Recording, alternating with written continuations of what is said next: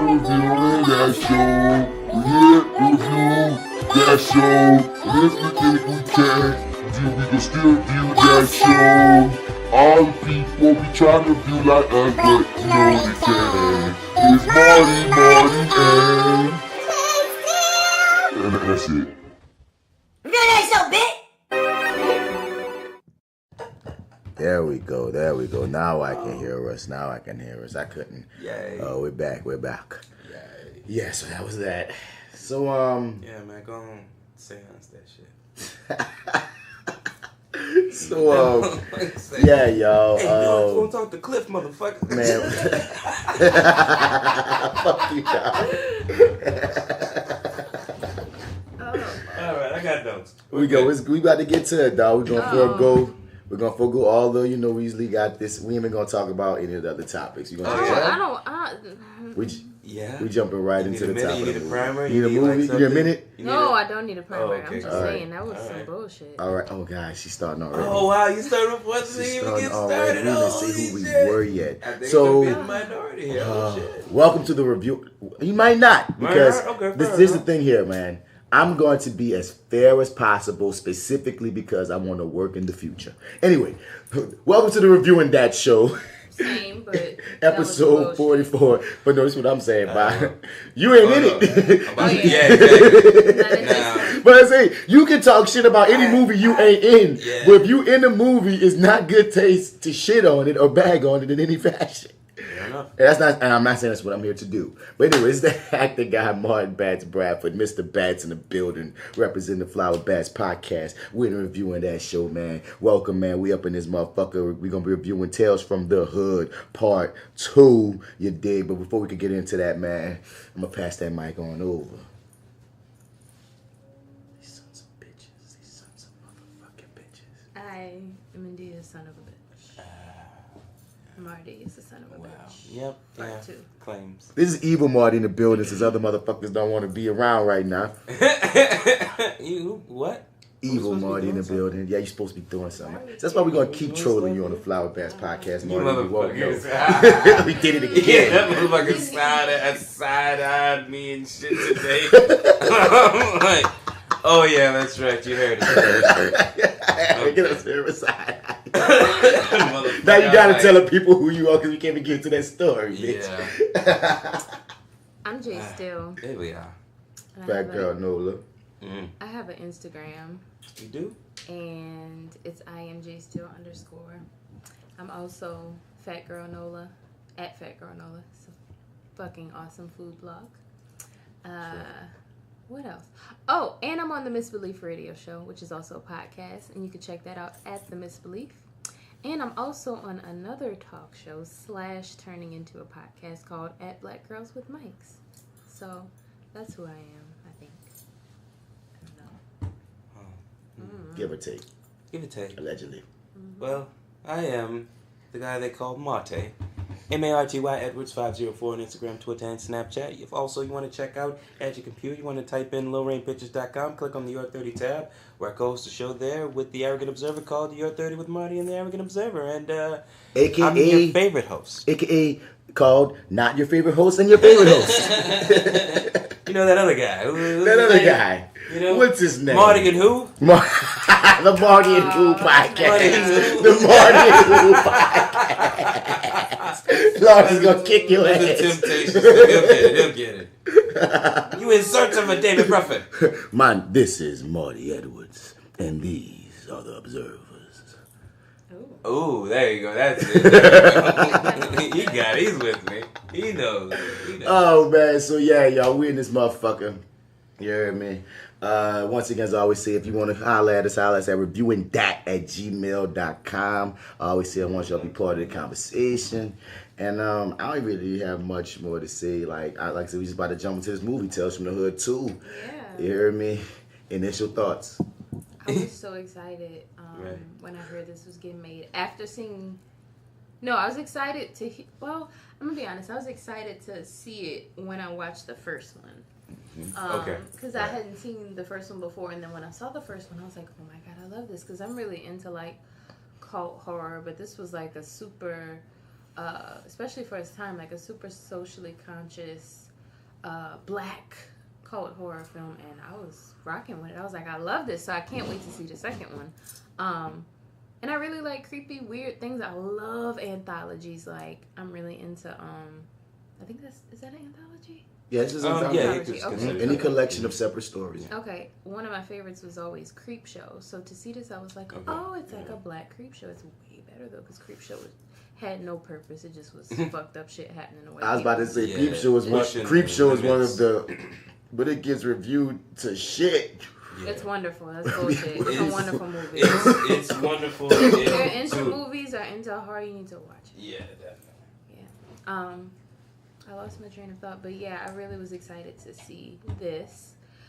You know, and I was excited because there's so many faces in it, so many people that I know. Yeah. I think one of them is here. Is he?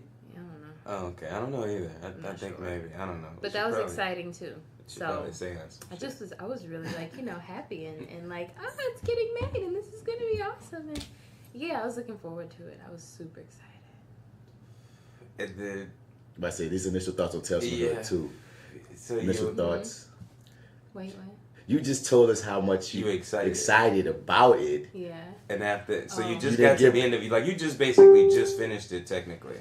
Yeah. Right. So how are you feeling? I was trying to be positive. I mean, you can. That's honestly why I stopped. Okay. Well, I can start if you like. It did its best with what it had. I don't really have anything good to say. Okay, I'll It was interesting. I can echo your love and your definite excitement, sort of just sort of finding out. Can I talk about the experience of watching it? You can talk about its initial thoughts, whatever your first thoughts were on the movie or anything at all. So when it became available to me, Dodger. When it became available to me, I thought, holy shit, this is great. I have nothing but weed and time on my hands. This is the perfect time for this to become available. So I'm like, yes, this is dope. Then it took forever to download, and then I realized that I could have fixed the problem in 5 minutes, but I should have just, whatever. That was my fault. Anyway, still got to it in that first night, and initial thoughts are I didn't hate it. I believe I told you this in the text. I think we got at least this far into it because we didn't want to talk too much about it. Yeah, but we have not really talked about it, right? But I didn't hate it. This is, I have a ton of notes. This movie feels like it doesn't have as much money as the original did. The original had $6 million in '95. This one had $3 million in 2018. Yeah, see, that is some shit. Wait, this one only had $3 million? $3 million in 2018. Aww. I'm like, you could at least match these niggas 95. I mean, because even in 95, that would have been You know what I mean? Like $3 million in 95 is more than $3 million now. So just in a weird way, it's almost like they got $1.5 million by today's standards. If you want to compete, you know what I'm saying? Like the fuck. So I think that I don't know if tell me if I'm getting too much into my overall thoughts or my initial thoughts or whatever. I thought everything could have benefited. Each story could have benefited from 10 extra minutes just solely from setup. I got like little notes for each one where I'm like, I kind of feel like if we had kind of just had maybe just a little bit more time to develop this little thought to push what's already there, I feel like everything kind of maybe would have been a better setup. Also too, well, just initially, it's clear that we're working with a lower budget. Yeah. And I just as a huge fan of the first one, as somewhat of a kid, much younger than I should have been watching it, but as a fan of that, same high expectations for it, but then sort of seeing it and then kind of, well, you know what, I'm still a fan of the franchise.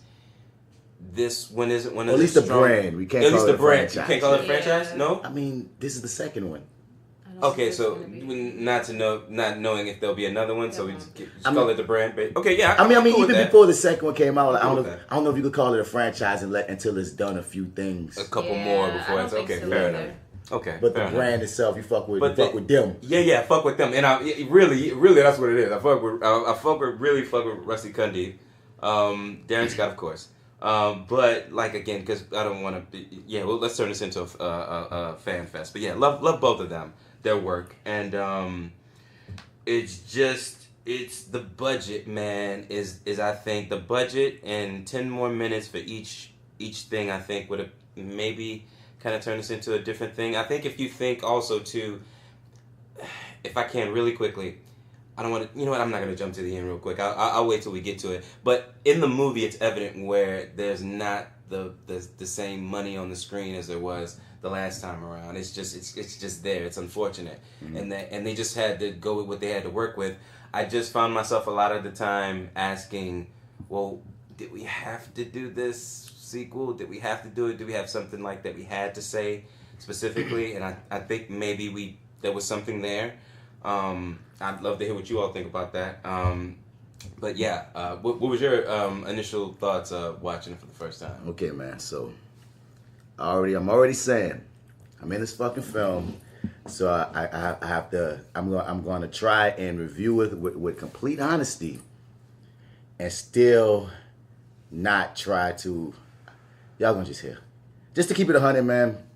Like y'all, I'm echoing what y'all said. I saw the Tales from the Hood recently, honestly. Like, I didn't watch Tales from the Hood. I wasn't one of those people where it had to grow on me to the point of, because I think I called this on either the Reviewing DAT Show or on FlyWithBats Podcast, just my fear that because of the brand, the name, the hype, the generation that grew up with it, et cetera, that even if this film was perfect, it was still going to face that heft. Scrutiny, yeah. That kind of heft.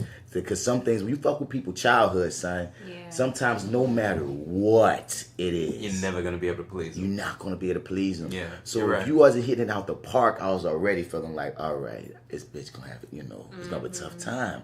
Yeah. So when I'm watching it, okay, first and foremost, okay, Darren Scott's the man. I love Darren Scott. He was my director, and I was in The Medium. That's what the second short is called. He was so cool. He was so supportive. I've never, I don't know, I've worked with a lot of different directors, and I will say that, and I was already saying, on here, any stories I got, I'm going to throw them whenever I can, if it makes sense. But I remember, after doing, after I did my scene, son, he was just I had to wait before I could tell you this, because I didn't want to fuck with your performance, but you need to get your ass to L.A. He was on that level, hard. He was like, my dude, man, I don't tell this to everybody, but, I see it with you, man. You just got whatever, and, da-da-da-da-da. It was just, effortless.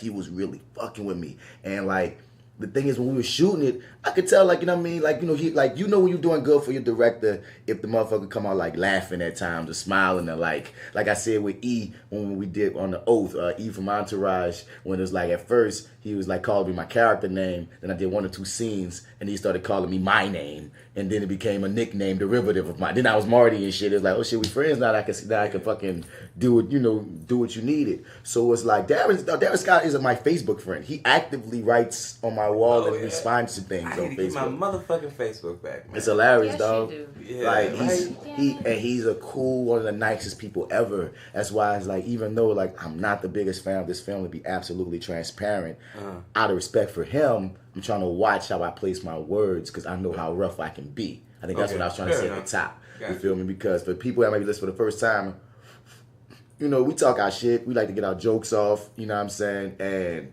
I've never been in a position to have to review A, something that I'm in, or B, something that to the degree you know what I mean, it's a funny ass friendship, you know what I mean? So in a way where it's damn, you kind of an industry friend in the game on some shit, and I don't want you to hear this shit, and you're damn, this nigga here just shit, and it's nah, son, I'm just trying to give an honest critique for how I feel subjectively about the issue. You feel me? So anyway, so my initial thoughts watching it, man, it just depends on the one. You know what I'm saying? Because and Twitter's crazy, dog. Reading reviews of this bitch, they've been panning this bitch, dog.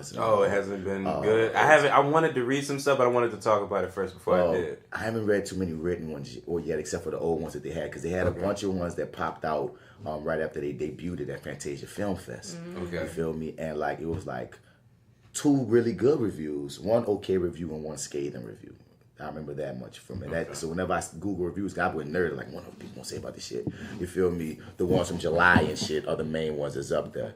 Right. Now, like you can find shit people saying on Twitter pretty easily. They shitting on it. You can find what people saying on like some of the comment section under the DVD. Like if you want to buy it, it's mixed. It's mixed under there. Like honestly, Twitter's not mixed. Twitter's just like. Under the DVD is a little mixed. On IMDb thing is a little mixed. On YouTube, I've only seen 4. One dude liked it, like for real. Another dude was just like he was satisfied, and 2 other niggas shat on it, like defecation. And I also know that we also in this realm, but shitting on shit is kind of in. Yeah. So I also don't want to jump to this, even though. Like I keep saying, I've got gripes with this film, son. I'm not gonna lie to you. Me too. I'm not gonna lie to you. And when you spoke about extra 10, 15 minutes, that last story don't need an extra 10, 15 minutes, right? Oh, that one? I mean... When I look at the whole, what's really needed, son, is money.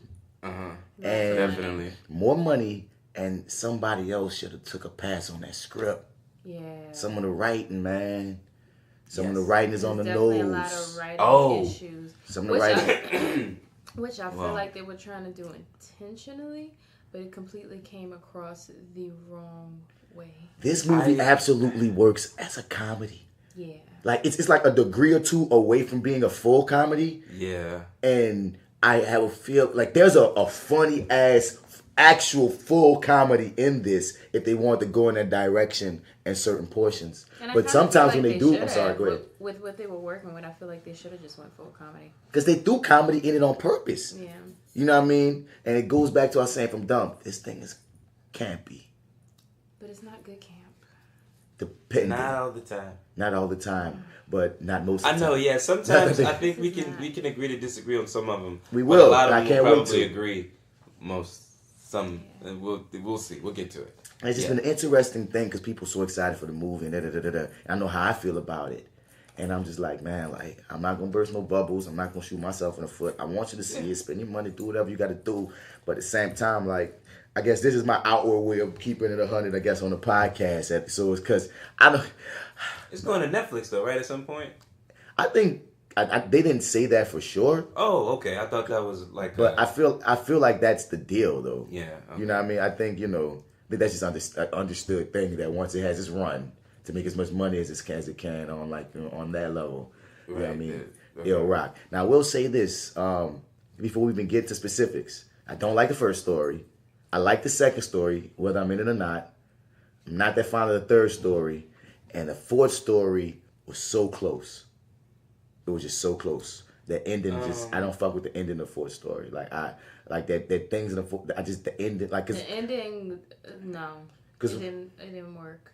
Because when I look at because when the fourth story starts, it looks amazing. Mm-hmm. It pulls me in, and I got a different look on it. Because one thing that most of these reviews have been saying about that fourth story is that it's like episode of Twilight Zone. You feel me? And because the thing is, when I first watched it, I wanted to go a different direction. I'm explaining where I want to go when we talk about it. Mm-hmm. But when I watch it, looking at it as if this is an anthology series and they're trying to touch on the different parts of horror, you know what I'm saying? And I guess that's the pass on the first one. I guess the first one was just absurdism because the way the first one goes left. Wow. Yeah, I didn't even, I don't know. You gonna have to tell me that. What you about to say? What you about to ride for the first one right now? Because I'm about to press play. Everybody listening, Evil Marty's pressing play right now on the film. Oh, okay. Yeah, I may want to ride for it, maybe more than you are. Don't get me wrong. The first time, that's why I was like, because the first time I watched it, remember, like I kind of texted you and told you, yeah, I saw it. I didn't hate it. Mm-hmm. I need to watch it again, though, to give you the full thing, because I'm just kind of like, dude, I had to watch it in 2 sort of sittings because I just couldn't finish it because I started so late. And my G, when you told me you didn't hate it, I hope you know a part of me like smiled inside because I know I wasn't feeling it much. Uh-huh. And I didn't read none of the reviews or nothing of that nature yet. I didn't know how the world was feeling yet. So when someone I knew said, I didn't hate it, I was like, okay, maybe I'm tripping. No, fair enough. No, okay, so it's It's reverse reality where sucky stuff is cool and cool stuff is sucky. You know what? Maybe. Why you being? I don't. Jay, bro, I'm kind of like I can't disagree says- with them, but But she can't- just says I can't- asshole things so like That's what I'm Just here for. casually. I mean, so like, casually. Yeah, That's the word. I mean, I pull the pins and throw the grenades. But so the first off the bat, this this opening. Big ups to you, God. Darren Scott, for fighting to get my name at the top by itself in this opening. He told me about dope. that shit. He's Yeah, like, okay. Universal's gonna just clump me, and that little part where it says Martin got you Bradford, on- he fought for me to get that. So Dope. appreciate you on that, Shout Darren out. Scott. That is freaking awesome. That's some real nigga shit. You didn't have to do that. So it looks so like just I did this on my Mac 10 years ago. It does, but I feel bad because I know that they didn't have a huge budget, so that's They why didn't. it looks like that. But I'm like, y'all could have did something else for No, the opening. That's what I'm saying, and I'm thinking about the old one, and I'm like, well, they kind of started on this like this sort of still image of this this sort of mummy thing or whatever, I and don't I'm even like, remember how the first one opened. it's like it kind of starts with that, and then I stand by. They needed a young nigga. What do you mean? A To young direct? nigga. No, take it directed. No, I don't think anything is even wrong necessarily with their direction. Mm-hmm. I'm saying that to pass over that script. Oh, okay. To just be like, I'm a 2018 minded motherfucker. I'm a young. Because Oh. when they made the original Tales from the Hood, they weren't older people. They were young niggas. They were Yeah, young, hungry yeah. niggas like that was like involved in the shit. You feel me? Right. But now they're a little older and they have they have a different way of seeing things. And I know they're still trying to stay biting. But I feel like let's say it was a nigga like cats like us. Let's say it was us, actually us three, got this script and got the exact script from what we saw and was able to make alterations and edit that. Wouldn't even add money. But just be like, hey man, maybe this is too on the nose, or maybe they might not get this, or maybe you should flip it this way. I'm not saying to teach you how to tell your story. I'm just saying sometimes we might be removed and don't realize it, because that's what I feel about this. I feel like for stories, I feel like you said before, even if it's not add 10 or 15 minutes, I feel like I know how to make these bitches better. I know Yeah. I can flip these motherfuckers. Yeah. You hear me? Like they didn't have bad foundation. Right. Right. That's Yeah, I the mean, thing. it Yeah. was All just- the concepts were really good. They were just executed very badly, and you could tell that it was definitely writing issues, for sure. You know what I mean? She said very badly. That was so harsh. But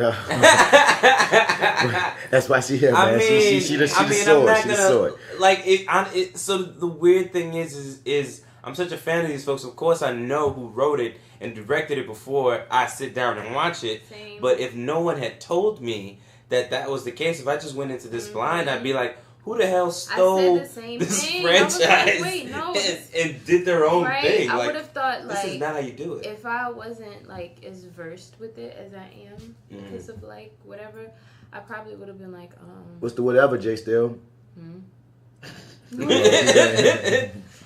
What's that mean? I probably would have thought the same thing. Like, I guess, it's kind of like the Disney sequels that go straight to DVD. Like, somebody else took this and did their thing. sold It's the like rights. a super B movie, yeah. But peep this. I feel like not only would this movie have worked well as a straight-on comedy, or like, I won't say this. When I say there's tweaks and alterations that I would make, my tweaks and alterations are not to make it a comedy. I know how to. I feel like in my mind, I see ways you could flip this to make this bitch a better horror film. Right. But Exactly. if not only the comedy aspect, but if it wasn't named Tales from the Hood too, I think that would have took a lot of the weight. Oh yeah. Because Keith David's his face on something was still gonna sell this, even if it was a new horror anthology franchise been smart. from the creators of Tales from the Hood 2. So it takes off the actual heft of a direct sequel. That And guess what? comparing to, yeah. You can still make Tales from the Hood 2 when you get more money off of something like this. Make a few lower level, little horror flicks. Because come on, Sharknadoes are like on 27 at this point. Yeah. You feel me? So people even though We'll watch it. people gonna watch shit. Yeah. When this movie get to streaming, people gonna watch the fuck out this movie, son. You know, this movie will still have its fans, like legitimately so. Even no It matter might. we're film critics and some people when all the hype, when it's all said and done, out of pure curiosity, out of hate watching, or out of pure love for it for whatever reasons, people watch shit. And I'm like, if it wasn't called Tales from the Hood 2, if it was called whatever, still directed and written by them, I would have taken it differently. You know what I mean? Yeah. People may have taken it in differently. You know what I'm saying? Because that weight can't be matched, dog. And like, When I think about currently all the things that's going on right now in America, and I already know how people feel like, ooh, Tales from the Hood 2 came out. Wow, Donald Trump is doing this, and the NFL is doing that, and the assault cases are doing this, and this and that. All these rich things is going on. I already know the hype that's associated with the legend of the original. Right. This was almost a losing battle unless you was hitting all fucking homers with the right budget. And like I said, script, pass or whatever, but this would have been like a new collection of like, man, it would have, I think they would have landed differently. I agree with you. I totally agree. Yeah, I think the issue is that the interest was in the brand Tales from the Hood, so that's what sold the people. Yeah, because it's already sellable. Right, so it's like it'd be great if we could maybe like sort of build something new, but it's like in order to even get this thing off the ground, we gotta sort of attach it to something that's already it had to be called Tales from the Hood. Yeah, you know, and it had to have Spike Lee's name. Right, because Spike Lee even just released a little vignette. Watch, he don't look too happy to say it necessarily, but Spike don't look too happy to say many things. So I want him to say that. Yeah, I mean, he's usually like so New York, but yeah. So they had to attach the right bells and whistles. And I mean, I think that this was packaged in a pretty decent way. So far, I haven't. Was good. Yeah, but I haven't. And honestly, though, I saw more trailers and stuff before it came out, more so than I did when it actually was available. Like it, I don't know what's up with that. They've been doing things. I've been watching it. You been seeing stuff? Yeah, because might because I'm in it. That might be popping up more on my shit. Fair enough. I've still been seeing them, so I don't know. I've seen a few things. It's just it felt like there was a harder push before the release than it was sort of like on release day. I thought that there would be like a even hard, like the same push, or whatever. It just didn't feel that way. But I probably was missing some of the stuff too, But anyway, I didn't hate it. Yeah, as the movie continues, so we get in this thing, man. Keith David playing Mr. Sims. He's introduced to this, and from what I was heard behind the scenes, they had a whole other setup for the wraparound story, and it was so close to Donald Trump, and so like that Universal made them reshoot and rewrite a whole different wraparound story. So I wonder what they originally wrote for it. I mean, he's still grabbing pussy. I mean, like what? It's the what same. more? So here's the thing about that. At least this version of the wraparound story. Like he's playing it so over the top. Like like any nuance that could have been available, that could have been mined, is gone because he's just fume all over the place, just chewing up scenery like his sister's name is Gretel. Right. He's just going all off and just with on the nose dialogue. With on the nose, because he's saying things I would not expect. This person wouldn't say that. It was too much. Everyone he said a lot of things that usually would be left in the inner monologue and displayed in different ways, and it made me very uneasy. And it kind of added to the fact that I'm like, oh, so we're going for like super obvious camp here, but what, like, it just confused me. But I also found that happens a lot throughout the movie. It's like instead of just showing us that, oh no, we're gonna have the characters say it just so we make sure you got it. Like, if I may too, because now there's a new idea now popping up just from my conversation, and it feels like you said, that removal thing. I definitely agree.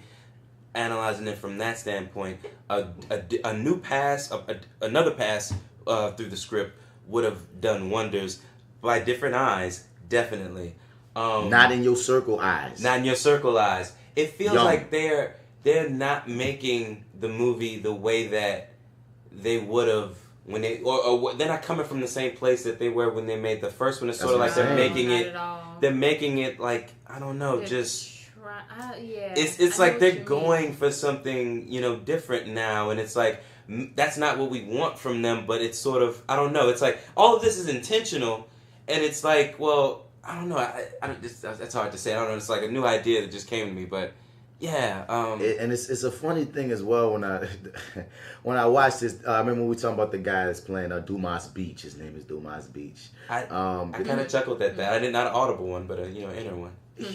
I said this before, maybe on the Ghost episode, that I would have really loved if he was more like that racist character on the Black Klansman, the one that recruited the white dude that was so charming. So much. Oh, that's It was so charming but racist. The charming racist, the actual racist, and he means what he's saying. He's earnest. I really feel if Dumas Beach was earnest, not sniveling, mustache twirling villain. I mean, like, he's really the hero of his story in the most earnest ways possible. If he was likable almost, you know what I'm saying, but being wrong, that direction would have added so much depth to the whole proceedings when it came to him.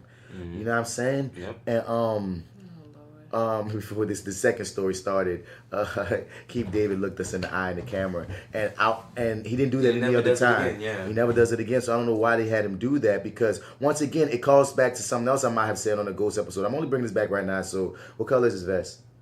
Black. I can't remember that. But there's something else about like how he's not Clarence Williams III, but he's doing Clarence Williams III's in jokes. Yeah. And it's not this, like, if this would have been Mr. Clarence coming back, and if Mr. Clarence would have looked at the camera, it would have been more justified, because we know you as Mr. Clarence as. Yeah. Even though we've accepted that Keith David is taking Mr. Clarence's role, that don't mean aesthetically and visually when we see him do the shit necessarily, or do looking at the camera as if, oh yeah, y'all know what I'm about to do, niggas. It's not resonating the same. I thought that, like, I was like, they're not gonna, like, he's not doing the shit thing, and I'm like, sure enough, as the movie went on, I'm like, out of this shit. Oh, he is shitting up the scenery with this shit. You know what I mean? It was just like, wow. Okay, so no, this is a direct, connection to that first movie. And another thing I didn't know is Darren Scott co-wrote the first movie. Yeah, he co-wrote the first one. Yeah, I thought it was just Rusty. I thought that was and that's one thing that unnerved me when I started doing my research about the first one, especially after meeting Darren and like fucking with him so much that it always went to Rusty.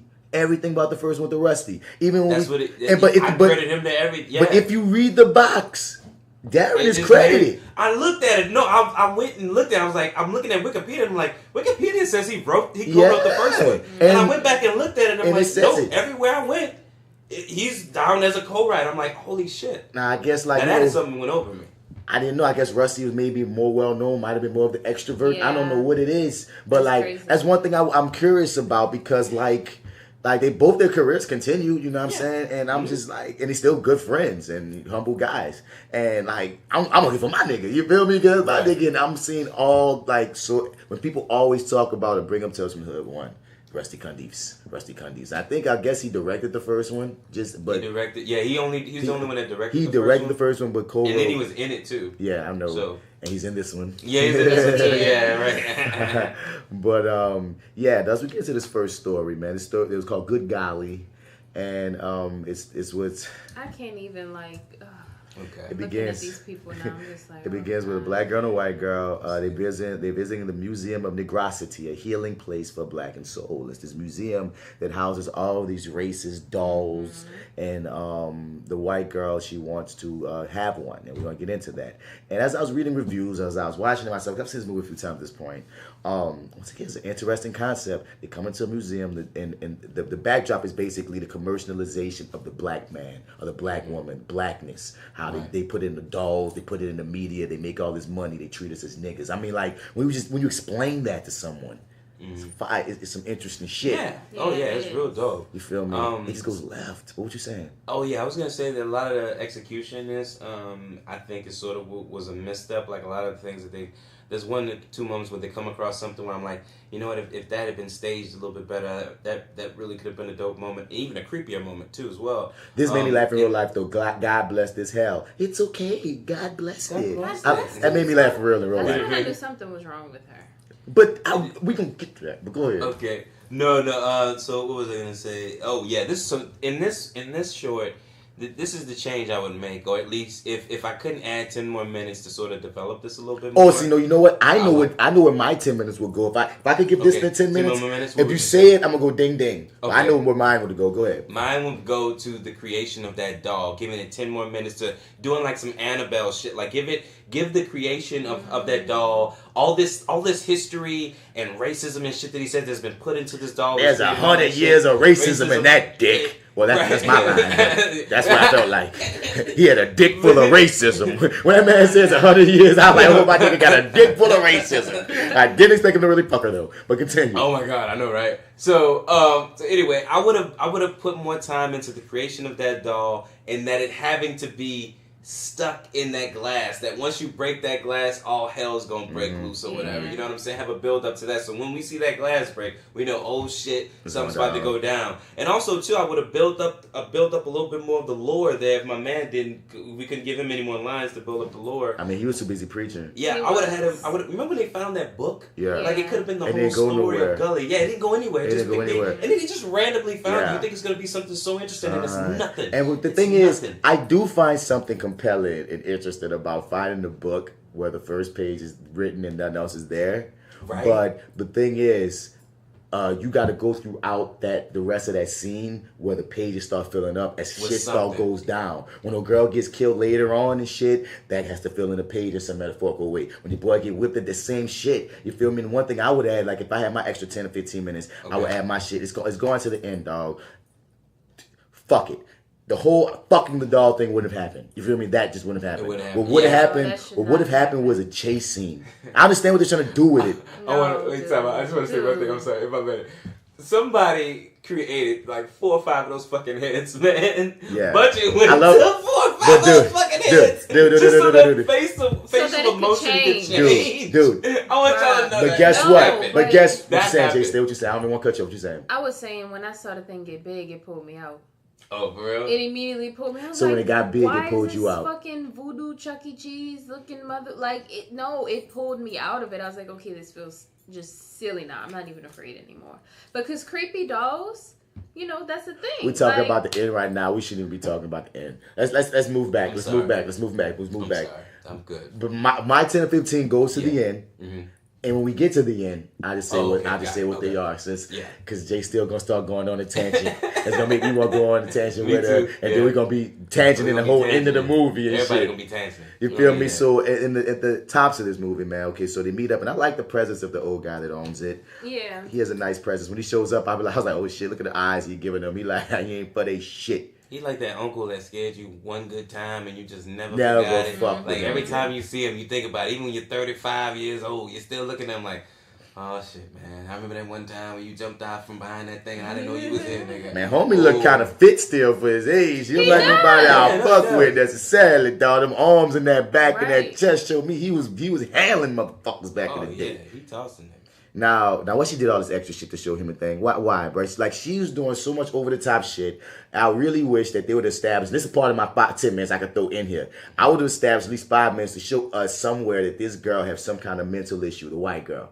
Yeah. Because if this little white girl, if they would have established that this motherfucker like literally needs to take meds or something, like something's wrong with her, a lot would have put, like you could have kept her fucking him as far as I'm concerned. Because a lot would have made sense. Cool a lot more would have made sense if she was psychologically like compromised for real, like medically. Yeah. Like some of the things she did, it made me go, is something wrong with her? Like, I wondered that a few times about her character. Like, is something wrong with her? Mm-hmm. You know what I mean? The black girl seemed like a regular black girl. She did maybe 1 or 2 things over the top, but for the most part, I know that girl. Right. Yeah, right, exactly. You feel me? Yeah, I know the black girl. Yeah, okay. That white girl, I know on television, and she usually ends up with the long knife on Not All Men hashtag, but she's a black girl, and she might be played by some very curvaceous and pretty girl.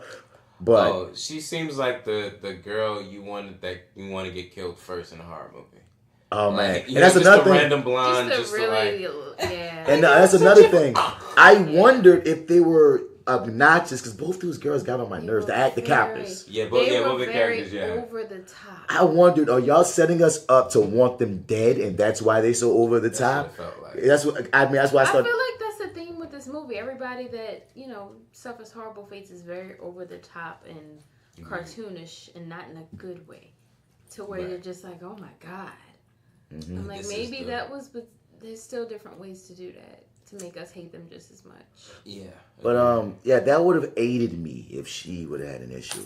But like, the black guys, like, and every one of his speeches could be cut in half, but with the same potency. I ain't saying don't talk about what you're talking about, old man. Talk that shit, talk that real shit. But they just seem to go long. That's the problem. You don't want a speech to feel like a speech in a film. Yeah.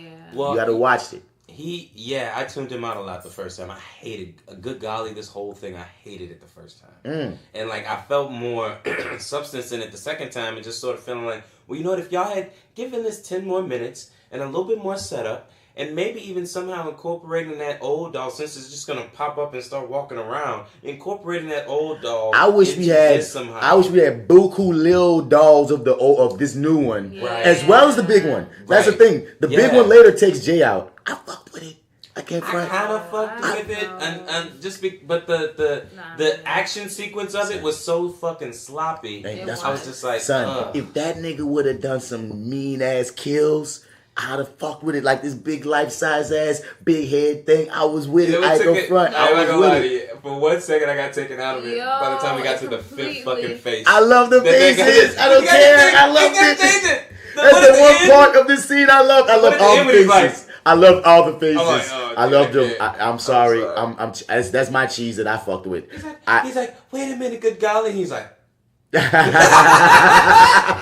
can't see me. I'm waving my hand in there like but it's still like this. But it's still, because for whatever reason, it still plays to my dark humor as long as it's doing the absolute vilest things. And in my 10 minutes, there's some things I want to add to the last scene I think would have built up to make that motherfucker worse. I know no matter what, Jay was like, fuck it, it's big, I don't like it. Nah, bro. Maybe a bunch of little ones would have worked better for them. That would have definitely worked in them. Especially like at the end, if they would have climbed out of her stomach or whatever the fuck, it would have been creepy as fuck instead of popping out. But we're going to get to all that shit. We're going to get to all that later shit. Okay, cool. But you made me think of, if we would even start the film off, like you said, just looking at the golly in the box. You feel me? And just letting that moment take in a golly in the box. And we have the background, we have background vocals of just different, like, mammy ass songs and like blackface ass music, and we just got that dolly in the box, let it lead all up to hip hop and all kind of shit and all kind of. Annabelle, motherfucker. I was just about to say basically Annabelle. Annabelle. I never seen Annabelle. Make that shit right. I know shit about Annabelle. Fuck. They could have first definitely. one's awful. Did you see the first one? Wait, I'm asking you this. That two fellow filmmakers, do you guys want to make a black Annabelle since y'all both just pop? Yes. Like, I feel like Jay, I thought this was a missed opportunity. Jay tells me this all the time. I don't watch horror films, but I make pretty good ones. No sense. I'm not the biggest fan of horror, but hey, y'all that excited for Black Annabelle? I feel like if we get the right doll, this whole side mission, you probably could make a dope ass movie just dealing with dolls, since they seem to fuck with people. Dolls do. Oh yeah. You know what I'm saying? But I guess I'm going to watch. Which Annabelle do I have to see? Which one? I watch them all. Annabelle's. Wait, have you ever seen The Conjuring? I ain't seen any of them. Jay just was like, she was about to watch them all. Okay, so don't the first. Annabelle and Insidious and aren't they all together? Am I making that up? Insidious, same director, different friend. I don't know why I thought they were. But Annabelle and all the Conjurings. I feel like there's the Nun. Yeah, and so the Conjuring is the first. The first Conjuring is the first time we see Annabelle. Yeah. And then from there, Annabelle has her own sort of movie, if you will, that kind of picks up where it sort of leaves off in the Conjuring movie, right? And then they go and do a second movie that's a lot better. Not saying a lot from the first one, but a lot better than the first one anyway. And it sort of talks about the creation of Annabelle and how the spirit or whatever gets inside of the doll and all that good stuff. And it ties in with the first movie really interestingly. Actually, it makes the first movie. Actually, you know what? I'm gonna catch it. I'm gonna catch it if we decide to go through with our own project. But anyway, like, let's let this continue. So the little white girl, she's trying to get the dog, and that black man would not have said two things. That white girl would not have said nigger in front of that black man, and that black man would not have let that girl ride with no motherfucking nigger, dog. That's a point of contention I had, and that's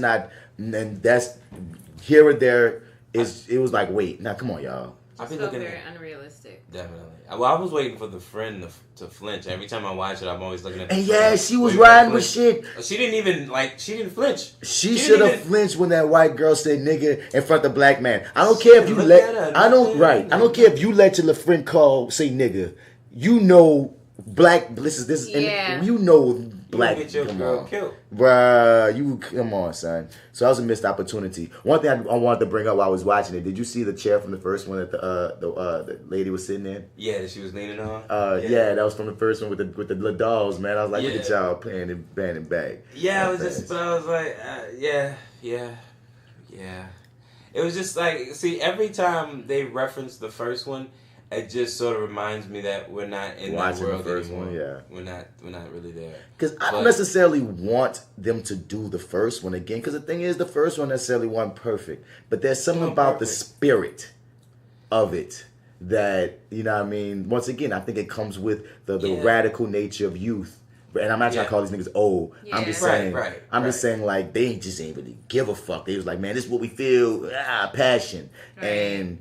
Like I said, anyway, we're in this store because they still have passion for this because they've been trying to get this film made for like 20-some years, man. Yeah, so, that's the thing. See, I gotta keep that in mind. How? Right, that's the thing too. I didn't even think about that. How long have y'all? Because if it's been in development for 20 years, this definitely is a derivative of that. Yeah. Like that happens a lot. Quick little example sidebar. Sorry. That happened with Jurassic World. Did you see the Jurassic World Fallen Kingdom? Mm-hmm. Years ago, before, I'm trying to remember exactly how it went, but they were trying to make a Jurassic Park 4 before Jurassic World, and they had this really terrible, ridiculous script with dinosaurs that were weaponized and robot dinosaurs and all kind of stuff. A lot of that stuff was brought into Jurassic Park Fallen Kingdom, and it was trash. Yeah. So it just kind of made me think, oh, y'all recycled that script. And it's shitty as fuck. And so, yeah. We're leaving the scene where we should have known the dog was gonna fuck her when the old man said that dog, I think he said that dog gonna give you what you want but not how you want it or some shit like that. He said that's almost verbatim when he said we should have known. Then he telling that dog gonna fuck you. No. My brain did not know. I was like, okay, murder's gonna happen. Yes, this is gonna be awesome. I did not think this dog is gonna turn life size and fuck her with its doll dick. No, and get her pregnant. Did not think that. No, and twisted. Get her pregnant. Once again, which is why I'm wondering if there's a certain kind of horror that they were purposely going for by making it so crazy. Because even still, it feels like, I don't know, I guess 80s cheese to a degree up until that point. Yeah. And I could take that. It's like what you say, Jay. I could take that if when the final product is some ridiculous ass murders. And you know what? I'll take the first two murders. You know what I'm saying? Even though, I don't know who I was talking to. Was it you? Somebody said that the white boy should have been killed on the whipping post instead of in the chair. Should have been whipped up on that whipping post. You know what I'm saying? But I ain't go front. I flinched when the white boy's guts came out. You know what I mean? That was a good visual. That was a good visual. You feel me? So, like, the first two kills weren't even bad, son. What's up? You didn't like it? There you go. No. Wow. Because I didn't like it because it was indicative. No, I wanted them to get it. Don't get me. That part I enjoyed.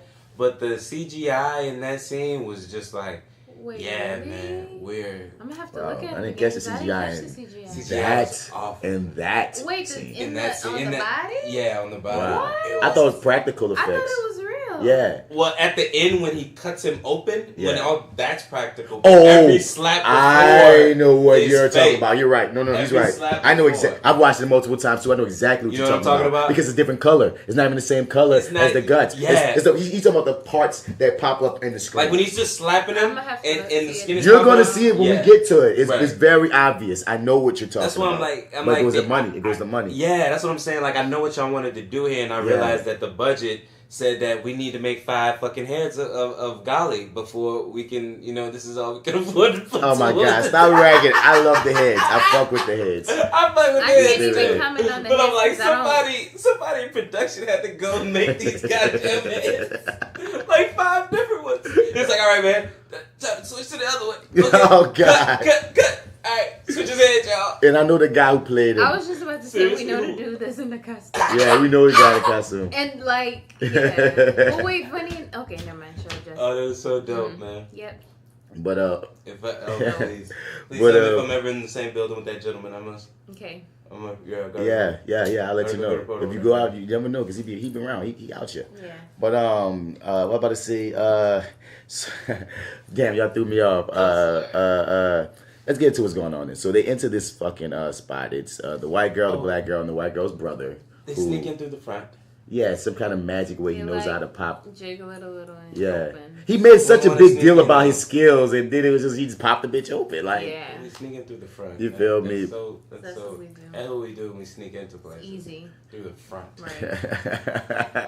with flashlights, here we pull up with our cars. I understand what you're saying. Yeah, we parked to the front. No masks.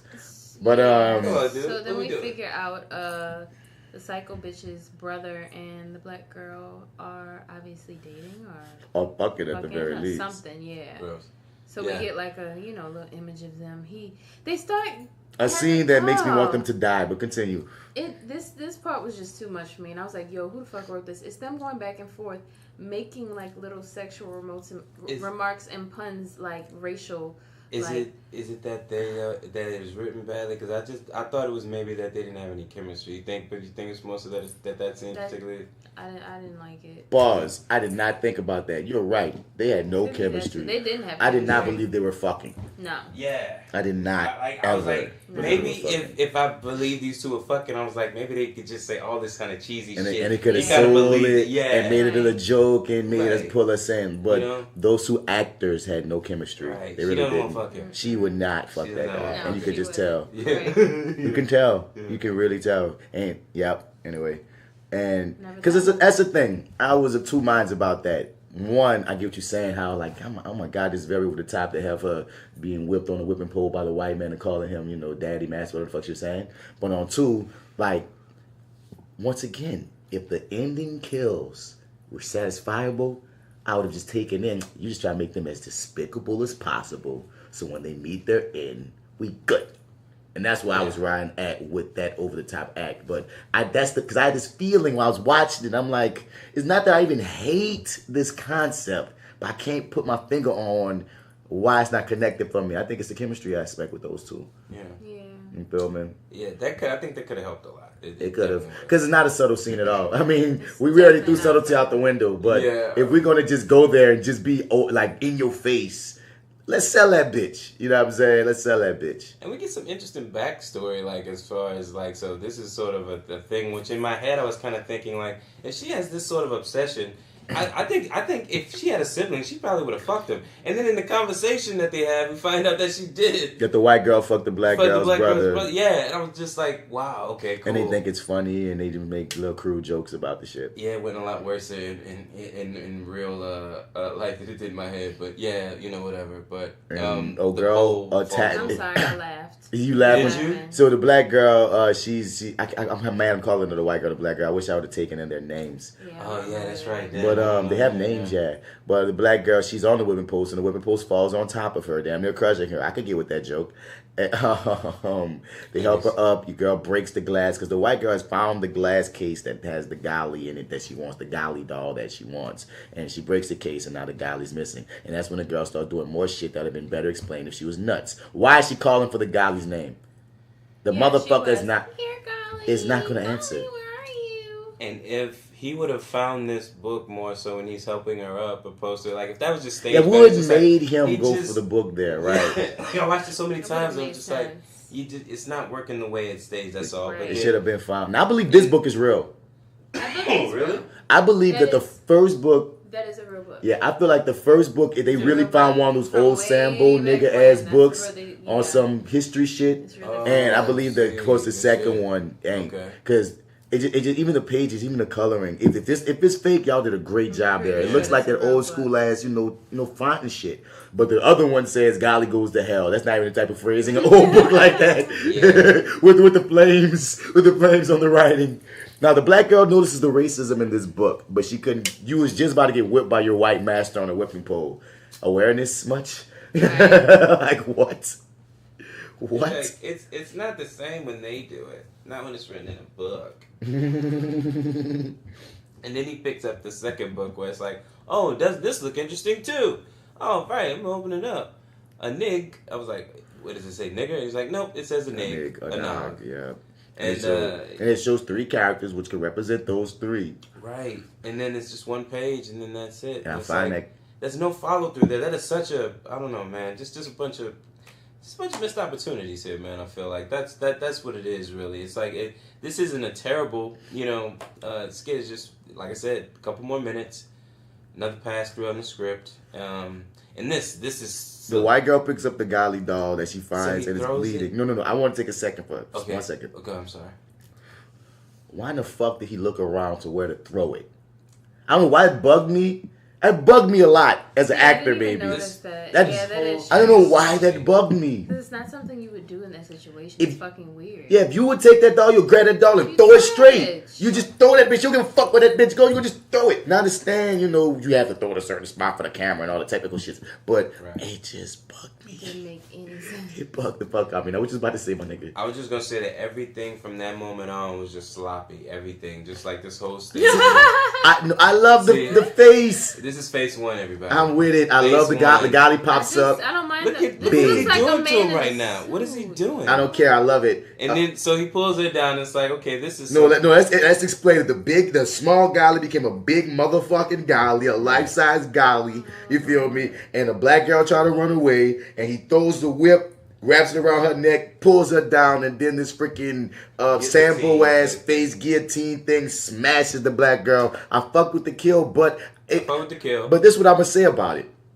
These kills happen so quick. Yeah, they did. It was like no suspense. Like when she died before I could realize she died, and I was like, wait. You didn't let me live with these motherfuckers all this time to kill her like that. Yeah. Like that was my only issue. I love the kill, but where my 15? Where my 10-minute section, dog? More struggle. We need more chase. Yeah. We need more suspense build. We see this motherfucking everybody disperses, and then that motherfucker just start popping up places while they're all fucking separated. You know what I mean? 2 people might be separated in the building, 1 separated like running outside or something. I don't know what's going. No, we're not there yet, and so all that happens. So. Fuck black girl get killed first. White man get killed first, nigga. And the same way, like, you're trying to find everything, white man stumbles on the same fucking whipping post that was on the floor, and that nigga whips him to fucking death. I love that idea. You whipping the white man to death with a whip. We could ride with that, Mr. Golly, man. Boom. So then, the girls are together. You feel me? And some kind of way, they stumble across the white boy body. They both react. Because that's the thing that kills me at the end of this. That white girl saw her brother and she saw her best friend get murdered in front of her and she had no reaction. It was like nothing happened to her in life. If this girl had a psychological issue, I would have taken that in. If y'all would have showed us that she had a psychotic break. Like, you know what I mean? Like, once again, we have a chase scene, a bunch of crazy shit happened, and we see this bitch just lost it in some, I don't know. But the fact that she had no care that these people died, me. So they find the body, we see reaction, and then the nigga pop up, and then the nigga get the black girl, and we see struggle, and we carrying the white girl cry, she trying to save her friend, and she can't save her friend, and then the thing go around her neck, and she gets dragged. Let the black girl get dragged, the white girl can't get to her, some shit happens, some shit falls or whatever, the white girl can't get to her, or the white girl be really fucked up and leave her. How about that? We go straight to it, you feel me? Her brother did, and that shows the same thing. One of them white bitches gonna leave you. The black girls, it's like that's the metaphor for feminism for a black woman. How black women could be like feminist, but when it's time for the white people to come over and help the black situation, it's like, oh, where are you? So yeah, black girl get left by her friend. Then Gotti does the exact same great kill. Then the Gotti chases her outside because they have all that outside. God, it's not even taking money. Once again, we said that. We have a whole chase situation, son, and the Gotti get her ass somewhere, probably in the woods or something. I don't fucking know. And it's and she can, and then to get out of getting killed, like he start whipping and start getting that shit, then she start trying to fuck him. Then she start, but we see it's not she really wants to. She's doing whatever she can. She's saying whatever she can so she don't get murdered. She might have said other things to bribe her way out. It's tactics. We learned it in acting. So if she would have bribed her way out, she's like, you know what? I'll do anything.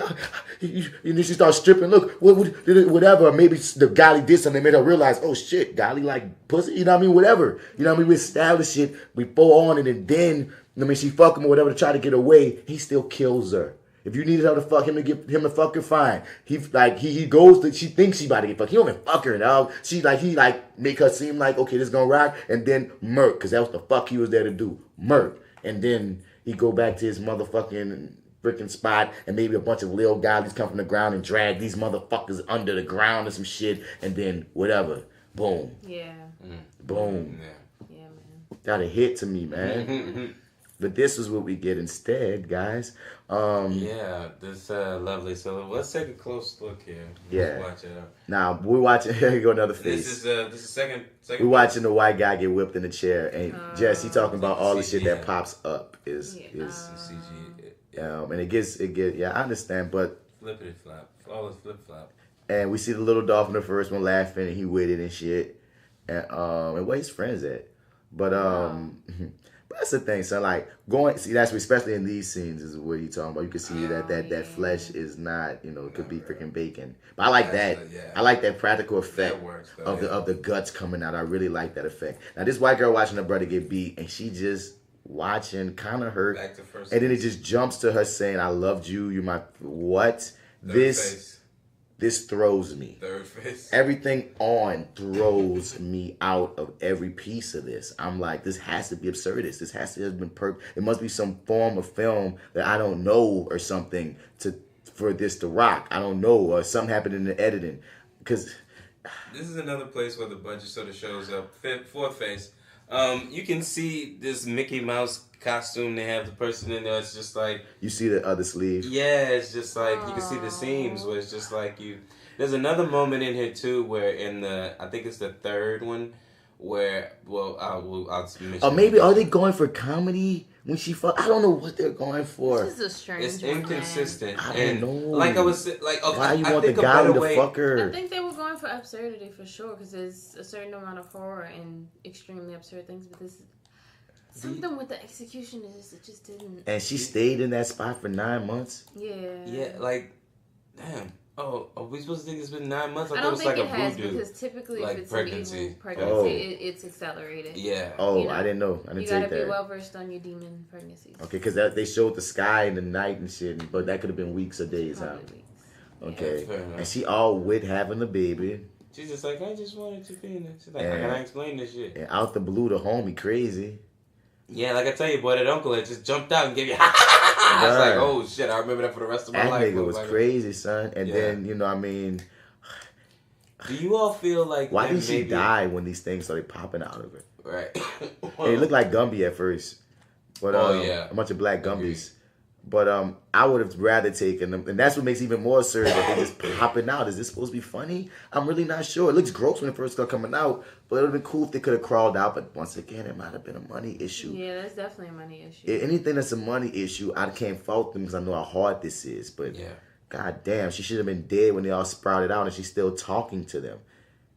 And then we get a monologue from the homie. He basically says what the entire premise of everything's about, and then she dies. Yeah. And I mean, like I was saying, man, if they gave that, I think another good thing also too, just to add, would have been specifying that glass and shit like that, and sort of like just that this thing needs to be kept here in order to keep shit in line or straight or whatever. But I like I said, I saw the merit in it the second time. Absolutely hated it the first time. Wanted to. I might have shit on it real bad that first time. That's why I was like, I need to watch it one more time. But I saw the merit in it. I enjoyed the older gentleman a lot more the second time. Yeah. And then I saw what could have been done differently and what I thought would have made it a little bit more interesting. And then like when I started watching all of them, I'm like, you know what would have been cool? It's 10 more minutes inside of everything. Like maybe if you would have definitely, so we're about to get into yours. But I was like, there were 10 more minutes there in the beginning, I think, to develop this little niche, which I'll talk about it when we get to it. That might help there. But, I don't know. I thought it was passable the second time just because I saw the merit in it, So we start the second story, it's the meat. Yeah. I guess you're going to sit this one out? For the most part. I mean, I'm not going to say good or bad. I'm just going to say shit like the homie right here in the red shirt. His character's name is Gore and Booze. He was hilarious with the beard. He was hilarious. I mean, in real life, off the camera. Mm-hmm. Oh, really? He was like so cool. Everybody on this set was cool as the fuck. I ain't got nothing but great things to say. I'm just saying in particular, like even in this thing when they beating him up and the jokes he cracking, that's naturally him. He was really funny. Mm-hmm. Fair enough. And he owns a theater company. He runs a theater company. Oh yeah. Oh, that's awesome. Trippy. Yeah. Okay, cool. Kedrick. I So at the beginning here, I thought it would have been Kedrick dope. and Chad, that's both their names. See, I know people's names in this. Cause I mean, you know what I mean? I know Of course Kedrick and Chad. Yeah. Go ahead. But I dug this one. I think so. In this one, I would have liked like 10 more minutes. I would have added, and I would have established like who this dude was and who y'all were, and at least like what y'all wanted from him. Like at least like some sort of quick. Like maybe old boy to the left, the bald gentleman. Oh yeah, I forgot. We gotta set the stage. So in this one, this one starts with this guy in a chair. We find out later that he was a former pimp, but right now he's a legitimate businessman. But he's strapped to a chair, getting his ass whooped by 3 gangsters. I'm the lead. I'm sitting in the back. My character's name is Brian. Brian chilling in the back, watching his henchmen booze and gore beat the shit out this nigga for information. So yeah, that's what's going on at the moment. We beating his ass up for information. Fucking him up. But establishing who he was, man, and in that whole little moment where there's a moment where he, well, I don't want to skip too far ahead, but there's a moment when he starts like kind of talking to y'all, and it's like if we could have tied that into some sort of like new religion or some sort of new shit that he's on, some sort of near life death experience or whatever, where he's like, I fear nothing no more, man. I don't fear death no more because death is beneath me. I'm beyond death or some shit like that. And just something where there was just another level to it where it's like when he does come back and possess the body later on, it's like, I don't know, it kind of... Okay, I know what you're connecting to, and this is an issue I have. Yeah. I wasn't going to say it for later on, but this is what I'm going to say in this story. The Brian Back character that comes later, there had to have been something. I wish there would have been something that we could have shown to show why it worked that time. Yeah, right. Yeah. Yeah. He was always a fraud. Until but for some moment. reason, even if it was like maybe he had a Ouija board that he fucked with, that he never fucked with.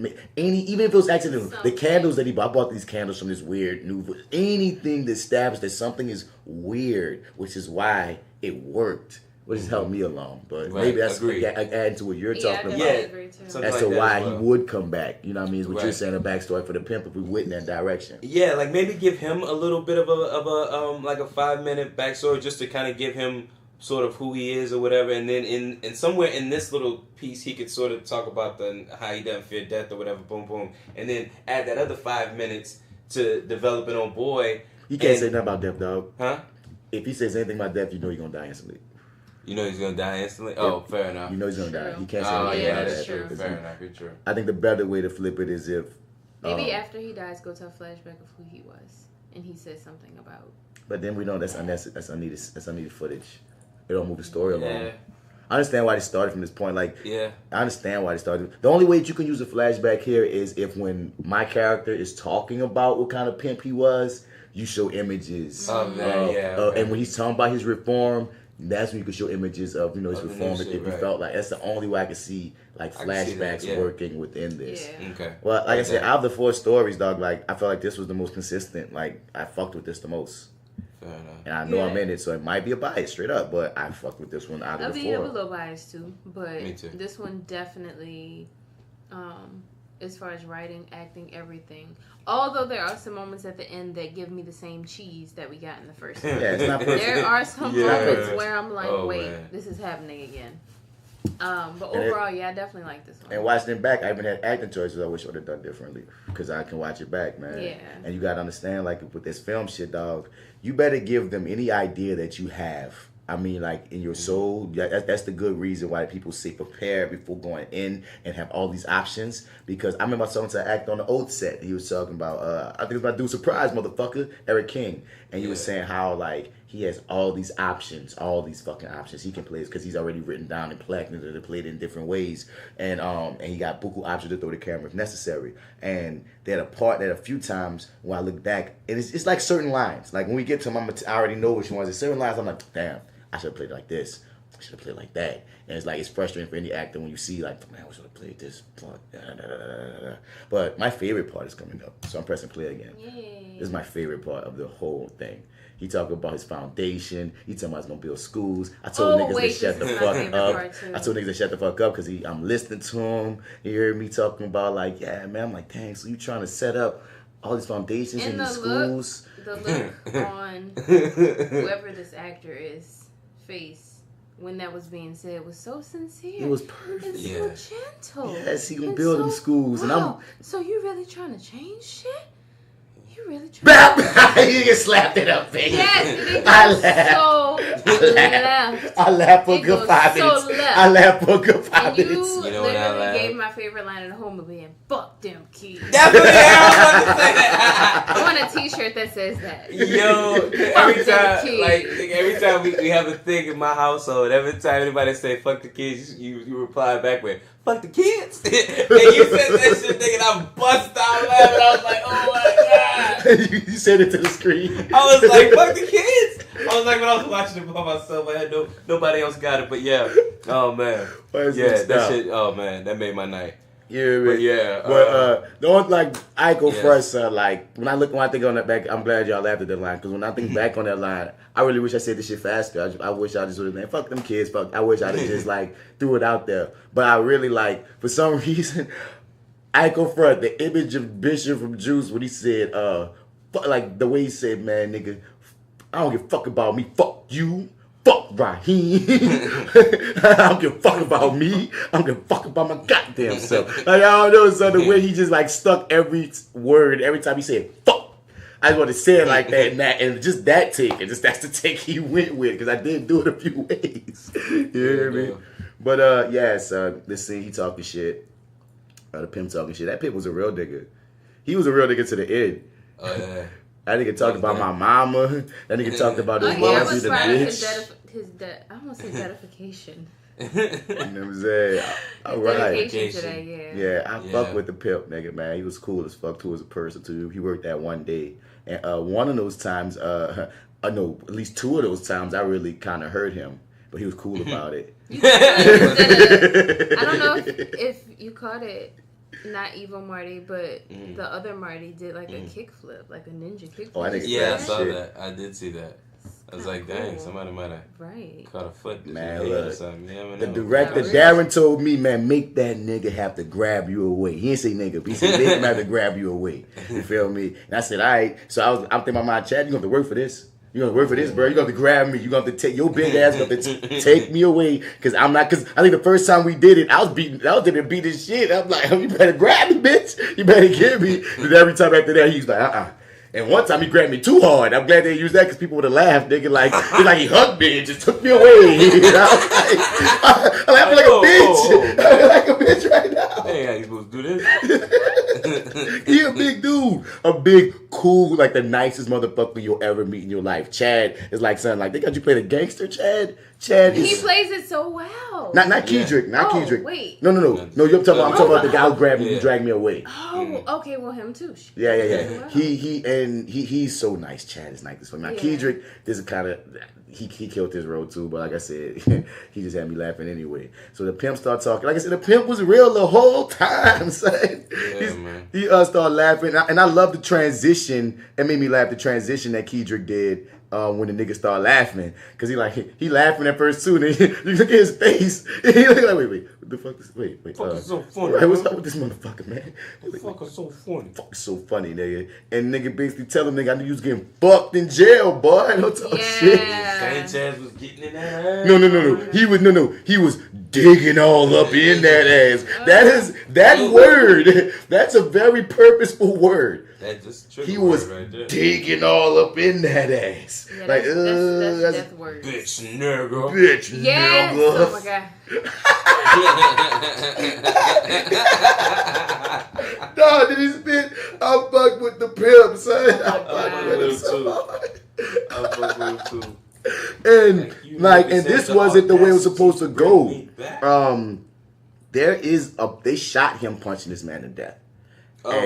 Someone in the edit must have just realized it'll be a funny ass joke. I'll be kind of tighter, not the show.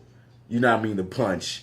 Maybe the punch didn't look good. I don't know what it is, but I love the decision to go back to us and you just hear it, and then you come back and the nigga's on the ground because that's not how we shot it. We shot him punching this nigga. Okay. You know what I mean? And then, so he punched this nigga to death. Kedrick, because you talking about dick, because he could get loud talking about that digging up in that ass. Niggas will know about that digging up. So I'm, Brian, my character, he pissed off, and I'm like, what the fuck? The pimp got the information because the information that we wanted from the pimp was where he got this money hid at. It's like millions of fucking dollars, and the pimp wouldn't tell us. He held his own. He held his fort. You feel me? And dumbass Booze killed the nigga before we could get the information. Yeah. So now we're in a fucking pickle. I'm telling niggas, go take this nigga body somewhere. Niggas all drove. We don't know what we gonna fucking do. And we basically transition to the next scene after that. And this next scene starts with Brian Bat. We won't start with Brian Bat, but this next scene is... Yeah, it starts in a TV studio, which I thought was really interesting. So I'm like, okay, this guy's dead. And we go to a completely different studio audience full of mostly white people. Totally different environment than the one we just left. So at this point, I was really thinking, okay, where is this going? It was really interesting to me. And I love the white lady that had the problem with her. I don't know, something about the way this actress played this role. She was so earnest about wanting to... I liked both of them, honestly. Both of them gave me, if I had to make a list of my favorite characters and my favorite, I guess, acting in this film, they would definitely be two of those people. Because you felt like they were them. They were real. They felt authentic, And we find out the whole time with this studio of this freaking TV psychic, and he has these microphones and all this chairs documenting what people are saying, so he can use the information that they're saying in private against them as if he really, just knew. And Brian Bat, now this is a situation where Brian Bat is kind of over the top at times, but I love it. He made me laugh so much throughout this thing. I will say that it worked better. Some of the stuff was still too on the nose for me. But I do think that it worked better within this story, and given that he's this cheesy ass... That's why. He's a infomercial fucking psychic. Right. That's the reason why it works. Because I would imagine that this is how some of them will really be when we don't see them. Right. I mean, it kind of makes sense. Right. And it was a funny joke on set that... my character, his name is Brian. Yeah. And my nickname is Bats. And his name is Brian Bat. It's a sign, man. So it was like, they said sometimes, because there's a couple people on set that know me as Bats, and they would get confused. We talking about Brian Bat or Bats Brian. And I was like, that's ignorant. But we get on set, and Brian Bat's character. He starts hyping up the audience, and then he basically goes through this whole spiel talking about the afterlife, and I could talk to your dead relatives and blah blah blah blah blah. It's very cheesy. Yeah, they used to be purposely a guy. cheesy. Yeah. Do y'all remember the guy that used to have a show that used to be very similar to this one? I feel like I forget his name. I don't know. Used to I be just Chris remember something. Miss Cleo. Yeah, she's actually known as Cleo. There was this guy who used to be called Going to the Other Side or something. Yeah, I remember that title. Yeah, I remember that title. Yeah. I came on late at night. And he used to do something real similar to what this guy is doing. Yeah. And I just kind of kept thinking about it. It's like, wow. What it made me think, well, damn, what if he was pulling something like that? Because I imagine it was real easy to just kind of pull something like this, and then to say that this script has been kind of sitting around for a little bit, right? Maybe that was inspired by that. Maybe it might have been inspired by that around that time, because you know what I mean. I almost wonder how many things in this script call back to a decade different ago. eras, yeah. And I was joked out at how he looks when he's having his visions of people might talk to him. I want Susan, and she wants to talk about whatever her husband's name, Frank. It's just so cheesy and stupid. You know what I thought was going to be gangsters? That I thought that at the end of the day it was going to be it kind of fooled us all. And he really knew how to do it. Yeah. I thought that too at first. Yeah. Me too. Wow. That's going to be fun. I thought he was. I didn't think about that. I thought that was going to end where he was conning everybody. Even in the end, he wasn't even really Cliff. That was the pimp's name, Cliff the pimp. Oh, yeah, that he wasn't. That Cliff didn't really possess. I had two thoughts: either that Cliff didn't really possess him, and he just really acted all that shit out. He was never whatever, or he really had the power. And he just was conning everybody. I thought it was in those directions. I didn't mind how it ended, but you're saying, that's just the vibe I got at first. Right. Yeah. You feel me? And he starts telling this lady, after he found out that she always wondered if her husband had cheated on her, He's gonna exploit it and pretend to be the husband. I love the voice he put on as the husband. Like, why didn't you just ask me? Dude, I laugh every time. He's like, come on. And he start to cry, Susan, I always loved you. It was just the maid cleaning the room. I'm so happy now. Thank you. Ladies and gentlemen, I was just so like, extra. man. And meanwhile, Booze, Gore, played by Chad, he's watching this, and apparently that's hilarious in his own right. This nigga regularly watches this show. Big swole motherfucker watching this shit. That was funny. Yeah, that played to it, and it's a scene that's cut. There's a scene that's supposed to happen where like you cut the meat. Like I don't know what the fuck I'm doing, but me on the phone, and they didn't shoot it. They just shot my voice. That's gonna be like, well, fuck it, let's just have him on the phone. I can understand why, but they're supposed to shoot us going back and forth, and I'm somewhere else in the room. I forgot what I was doing. I was doing something. Yeah. But yeah. Oh, and that actor was so pissed off because he had to cut off his beard. He usually has a beard. Oh, really? And that was the first time he had like cut his beard in like so long. Because old boy had a beard, they didn't want to move it. Nigga, yes, that is the answer. Oh, really? That is exactly the reason. Oh, wow. Because the other guy had a beard and it was much longer and much more luxurious. Like it was longer. That it was like, well, since he has a beard, you gotta drop the beard. That's crazy how that happens. Well, at least now he has a different look. That's some no. He grew that beard back right next. Like the next day, came right back. He said he was gonna do that, and I follow him on Instagram, and yep, I've not seen him without that beard. That beard is back. That is that man's beard. That man is rocking his beard, nigga. You feel me? Yeah, he knows some kind of way. So he gives me a call up. He says the answer. He has the answer, and apparently the answer is this cat. Because we forgot the part that while Gore is beating the fuck and killing Cliff the pimp, Booze tells my character Brian that about Cliff's girlfriend. Oh yeah, because then they give that other favorite line.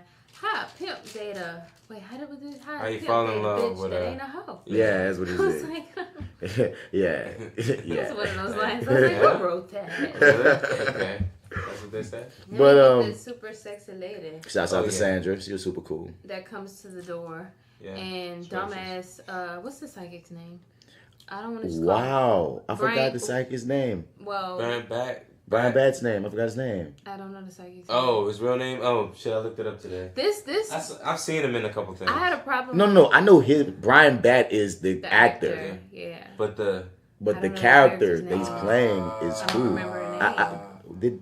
I don't recall her name. Right. They said it at the top of the show. They did.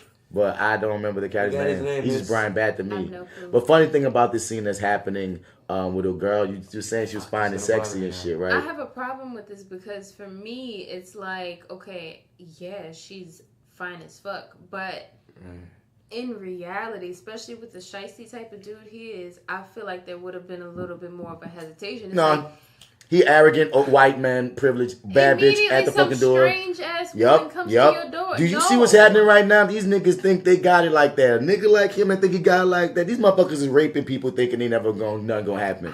I feel like he's too touchable, though. I feel like there would have been at least some hesitation. Like maybe he would have gave her a once over up and down. Like if they would have established, if they would have established. I feel like the check outside. I feel like check outside. I feel like, but if they'd established in that first scene we saw him that he was that savvy of a person, because he's striking me as this arrogant motherfucker. He's telling them if he was born with talent, you'd be me. Like that type of person that's preposterous, dog. I believe he would fall for that shit because he thinks he's too big to be like brought down. I feel you on looking out, but falling for this trick, white man fine. He might think one of his like maybe a line of James must have sent this motherfucker over or some shit like that because maybe that's what they do, maybe thinking she a hooker. That might have helped it out to just make it like seem like he thinks she's an escort sent from a friend. When he say let me take a second, maybe he could have put out his phone.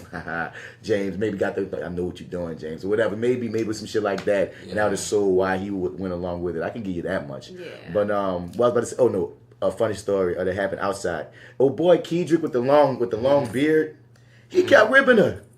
He ripping her? He would always rip her. Like, not behind her back or anything. Like, he just would always poke at her for whatever reason. He just would poke at her. Like, at one point, he's like, she just farted. Some snake. Like me and Chaz, like, is he flirting? Is this flirting or he just like Definitely doing the neg thing? flirting. I don't know what it is. Sounds like the neg. That's flirting. But maybe he's not flirting because I don't know, son. Like, I don't know. Maybe. I don't know. All I know is whenever Like, I see that scene, you can't confirm or deny. I can't confirm nor deny because I was just wondering, like, why he just kept picking on her. Because it wasn't like he never like, you so fine. He ain't never, and she would laugh with it. It wasn't like she took it like, oh, this nigga, she say nigga, but this dude, whatever. She laughed it off. She was always a good sport about it. Right. Me and Chad, like, man, you can rip it. Like, Why you talking about people? Why you talking about people, man? But like, yeah, Brian Bat. He turns around. He gets a gun in his face. Boom! Gun in the face from yours truly, Brian, the other Brian, and his goons. Mm-hmm. And basically they tell him that they need him for something. This is the last scene. This is the very last scene we shot. Was us rolling up on him, putting the guns to his face. Oh. Yeah. Yeah, and we had to hurry up and shoot it because it was overtime, and we had to hurry up and do it. I remember that, and I was wondering how this was gonna come out. Oh, also, we ain't get to it yet. So we're in this scene. We got Psychic Dude and Sandra and the other Brian and his goons. funny. The character and the actor's name is Sandra. Oh. Really? Literally. It was meant for A her. coincidence? Yep. Yeah. Wow. That's trippy.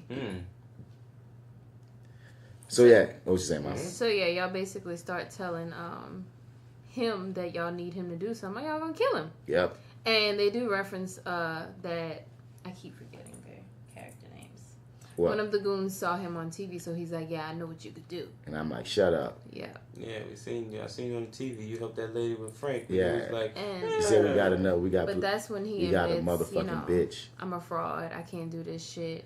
Nigga blah, don't blah, believe blah. it. Mm-hmm. But we did have a makes motherfucking bitch. Yeah. But he makes the point though. I'm like that. I was thinking, I'm like, well, he didn't tell y'all when he was alive. He's kind of stayed strong gangster, and y'all gonna bring him back. I'm We like, got his chick. Like we say, like that. We just said we got his. he got his chick. We got his motherfucking bitch. I'm like, okay, alright. You hear We're gonna me? see how this gonna go, babe. I mean, that's how we rocking we're it, gonna say a son. prayer. Right. That was a fun scene to do. I say that, like, Oh man. every time I got to crack the joke on him, I had fun. Like, yeah, but he tells us he can't do it, and we laugh at him. We don't believe that shit. And but I tell him we was gonna kill this nigga either way. Like, matter of fact, we was gonna kill you if you couldn't do it. So he's fucked regardless. Yeah. Like, just asking. And so he's almost seance. They go to the line. You fuck with me. Seance that shit. Yeah, seance that. See that? That's not in the script. Professional. Yeah, It's it's not in the not script? none of that's not in Seance the that script. shit? Seance that Oh, what was my shit. He's a question? motherfucking professional. It's not in the script. We haven't gotten to it yet. Yeah, well, but he's a my motherfucking question- professional. Most of that, I ad-libbed a lot of that shit. Okay, I have But a question when we get to it. Did it's you also have his it? writing too. Like he gave me a lot of free reign to like just talk shit. Like Yeah. like in the earlier scene about send them the kids and me. I have him selling crack on. That's not in the script. I made that shit up. Oh, yeah? Yeah, that's not in the script. Like there's a Okay. few things that's not in the script. But like once Darren trusted me, he was like, talk your shit. There's a whole scene that's comes between these two before he goes to the bathroom. That's like you can see on the slick. I'm about to get up because I get up. You feel me? And this whole scene where I'm like, nigga, basically what the fuck? Like, don't try no bullshit. You know what I'm saying? Like, cause why? I'm letting this nigga get up. He could go make a phone call. He could do any goddamn thing. He just got up and went to the bathroom, leaving That's us in what the I was room. And no, there's a scene that I guess had to get cut for time where I'm like, nah, nigga, you do anything. Don't try no shit. Run you down type shit. I love Brian Bat in the bathroom here. Oh my god. So he goes into the bathroom and he has this epic ass freak out and he's literally in the mirror trying to coach himself and tell himself that he's fucked. Not that I'm gonna be okay, that you are fucked. I'm fucked. Oh God, I love them in this bathroom, bro. Yeah. Me too. And he has a very appropriate meltdown right here because basically if he can't do this shit, he's fucked. He's gonna die. Yeah, you're gonna blow them. But yeah, the fuck away. I really liked this scene, and this really made me kind of connect with and understand his character. Yeah. Especially with where we came from with the first one. I really appreciated him. I was like, okay. Wow, that did make his character a bit more vulnerable. I didn't take that in before. Yeah. I actually, all these times watching it, like, I feel like he gets the shit end of the deal in all of this because, like, he really didn't do anything wrong. He was being a dick, and someone took his body. Yeah, That's what you get for being a dick ass white man. And it's kind of fucked up. It's fucked up. Yeah. But it is what it is, white man. It is what it is, white man. So we get into the seance. After these messages, we'll be right back. So most likely, the people listening probably just heard, after these messages, we'll be right back. So, most likely coming from that, they're probably wondering why just in the middle of their review, we got hit with these after these messages and shit. Well, it's because our last joint got deleted. Nigga, I've been going through so many friggin' technical difficulties over the past few weeks when it comes to recording and getting this podcast out and such, man. It's driving me nuts, man. I'm going crazy. Because like I was telling you, dog, off mic, our side B just got fucked up. So yeah, listeners that's listening that listen to the main podcast, 64 side B coming. It's just, I don't know what it's going to be because I think we might have like 45 minutes of one thing and then a whole hour that we spoke and argued and had all kind of freaking intense ass debates and shit. It's gone. So yeah, that's always fun. So, but yeah. But no, we back in here with the with Tales from the Hood 2. We're going to finish our talk on this. I like to say, like Marty asked me off mic, so we going to pretend like we was just talking like before, or we going to just like keep it 100? I just keep it 100 with y'all, dog. Technical difficulty. We here fresh. We even got a new member in this motherfucker. Hey. What's up? The great GLASPY is here. Greetings. The great. I'm so excited. So what was as like, well. since you're now here and this is like, this weird edited mishposh of some shit happening. Yeah. Experimental. Give us some of your, we already said our initial thoughts on the film as well as how we felt about the first one. And we're in the middle of the second story. So first, the film, how you felt about the film initially, generally, Tales from the Hood 2, as well as how you felt about Skit 1.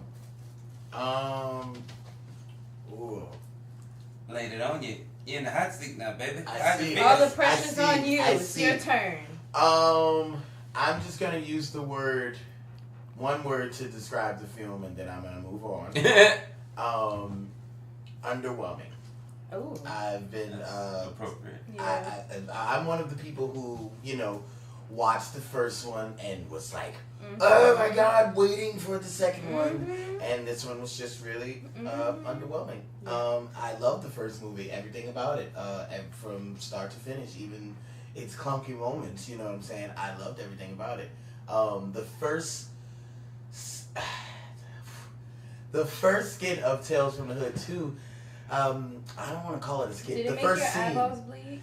Yeah, like it was just, like instantaneous. Oh my god, It's like my body it knew. didn't make any sense. Yeah. Like, That's bad. I kind of saw where it was going Yeah. with the whole, with it being preachy at first, and I'm like, okay, of course, let's get a good payoff. You know what I'm saying? Kill them all. Yeah. You know what I'm saying? And once that happened, I'm like, yes. But then once it gets to the girl having a baby for the doll. Yeah, that was. You know what? Hearing you say it though, now I'm like, there was a lot of potential there. It's just like it was all kind of left. Yeah. If you wanted to just, I felt like if the statement was just about sort of the switch from whips and chains to Right. pen and paper, if we had focused on that just a little bit more, like I don't know, I already talked about I stand by like girl had a the baby flip. for the doll. She fucked the doll got big. The doll got That's big. when I was done. Killed her, killed her brother in front of her, and then she. If I may say once again, somebody in production created 4 different fucking faces for that. Shout out to that person. Giant golly. Yeah, shout out to production. Man, look. Shout out to production. But yeah, so that was the first one. I was about to say, and I still will maintain on. And there's another thing, guys. Since it's literally probably been a week since we recorded whatever happened before after these messages, we might wind up repeating some things that we may have said just to throw it out there. So if you're feeling like a urge of deja vu of like, man, these niggas said that already, dog.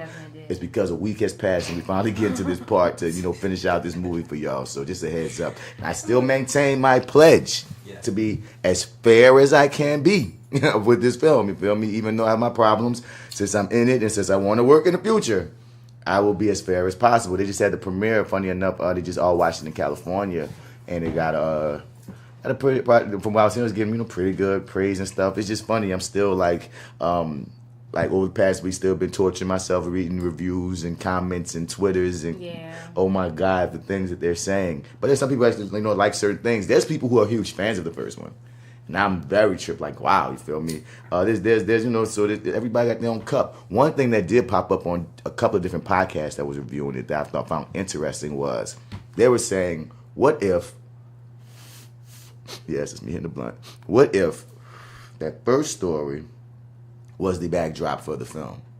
Like these two millennial chicks, maybe black and white or whatever, into this museum of negrosity, and the nigga that said that, they could have been Keith David instead of that dude. Yeah. They finding these different artifacts that they're trying to buy, and here's a story attached to each one of the artifacts in the situation. And then since the original film was dealing with like the hood niggas, this one would be like, okay, millennials, watch out for this, and that, and could open it up a bit from hood. It could open it up a bit to tell a story for like the other ones for like the hood. This one's for like the new generation. And there's ways you could even flip these exact stories by making the Museum of Negrosity the backdrop, and this clueless ass white girl trying to buy this shit that she can't buy the backdrop.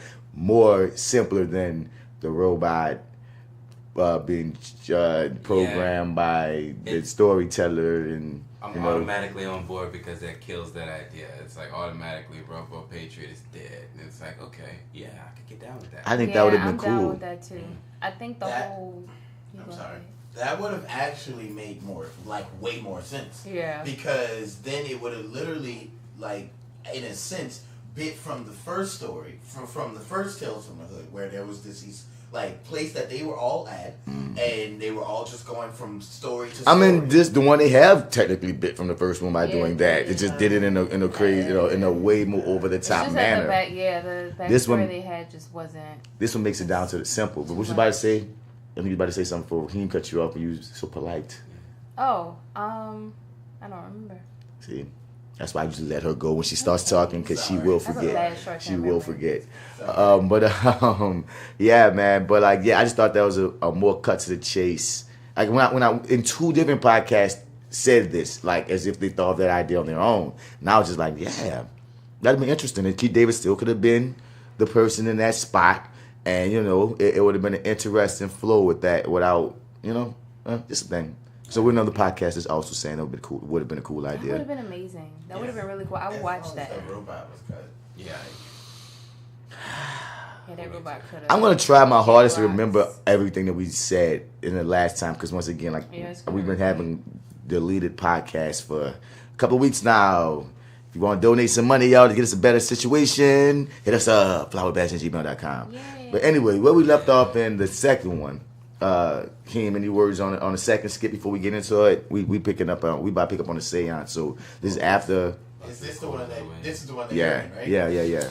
I love the one that you're in. First of all, not just because you're in it. I just want to throw that out there. I'm not being biased, okay? Just because my best friend is in it. No, it was just one of the best stories in the entire movie, just to me. It made sense. What was going on made sense. Don't play with stuff that you don't know nothing about, Brian Bat. Don't play with the stuff that you don't know nothing about, and stuff like that will happen to you. Right. And as far as the thugs, quote unquote, getting what they deserved, they got what they deserved. So I liked it. Now, a funny thing I've noticed is, some of them cats online that I've read their shit, think that Darren Scott's two were the weaker, and that Rusty's was the stronger. And I'm like, y'all throwing a lot of weight into that first one, dog, that I don't see necessarily as, you know what I mean? Because at first, the main ones that I would hear heralded before the film came out were the last one, which we're going to get into, of course, and this one, the second one. But, and everybody keep on shitting on the third one. But it's it's funny when it was the vampire one, the third yeah. And apparently, nobody in this film can act, according to Twitter and YouTube and such. I have feelings about that. I don't think it's the actors. I think it's the way certain things were written. Yeah.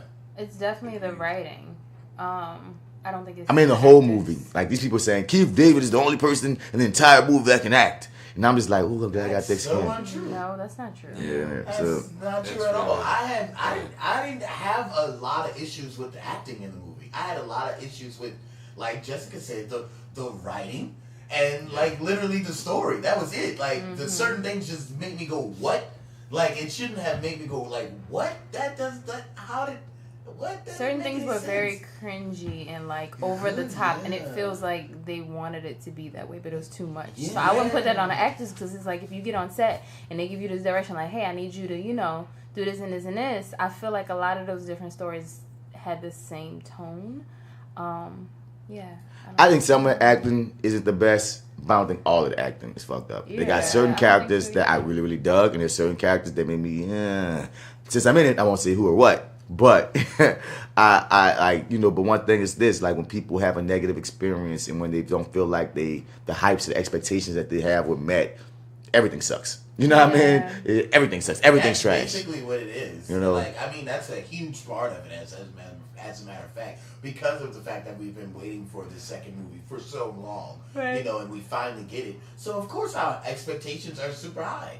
I'm just going to talk for the people who's been waiting, because I'm one of them. You know what I mean? Our expectations were super high. We were basically looking for part one again. I mean, I stand by. I don't know if this was said on the previous side, the previous part, but I stand by. It was in a lose-lose situation given the budget and the fact that, you know what I mean, all the hype. It was almost gonna be impossible unless you hit a fucking out the house number, like 5-star event. It was almost impossible for it to live up to everyone's expectations. I just really wish that, once again, my bad if I said this before, I just really wish that they took the Tales from the Hood name off of it, even though I know it's the reason they got funding. I wish they took the Tales from the Hood name off of it, made its own collection of anthology series so it wouldn't have that hype, and sell it as a horror comedy. Play into the camp, because the camp is there. You already threw camp into it. But the thing is, tonally throughout the whole movie, things shift a lot. It goes from dark to serious to funny to goofy to absurd. It goes all these places. And I'm like, you take Tales from the Hood name off of it, say from the creators Tales from the Hood, play into some of the camp, play into some of the comedy, and just do your own thing with this. I think it would have been way better received. Yeah, I agree. It wouldn't have had the weight of Tales from the Hood on it. That's for sure. Yeah. I think that this, and I don't know if I said this on the first one too. I'll throw my hat in there. Apologies if I'm repeating myself, but I think that you're right though about this being a lose-lose situation, because if everybody's coming in with the baggage of the first movie on, or at least the expectation of the same caliber, quality, whatever, what have you, from the first movie, and this one is just different. It's like it's going for something different. That first movie was just kind of hitting on something different. And this movie, like I don't know if I said this before or not, but this one is more, feels like it's hitting for a younger audience than the audience that watched and kind of fell in love with the first one. I think it's hitting off for a younger demographic. And if you're kind of hoping for that first movie, that's not what this movie is selling you. You know, that's not the same thing, you know, so it is gonna not meet your expectations just because just for what it is, it's not the same thing. And if you're expecting the same, you're gonna be disappointed and such. And I also once again, I don't know if I said this the first time, when there was Tales from the Hood 1 came out, when you could tell they were young black cats. You know what I mean? And it's you're a different artist when you like 20-something, you hungry, you mad at the establishment, you ready to just bust out.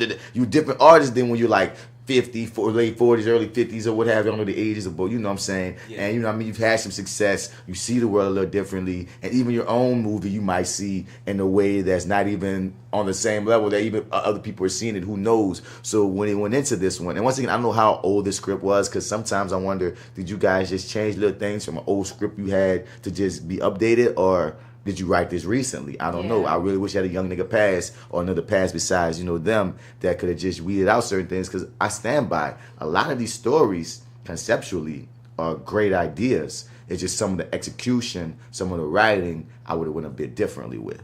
Right. You know what I mean? Because the first one, I mean, we go into a museum and he's talking about the commercialization of the nigga and how America has gotten over on the world by selling the nigga as a purchase, as merchandise, as whatever. Which is very true. And that's true. And even the word nigga, you know what I mean, is selling. You could be a nigga too.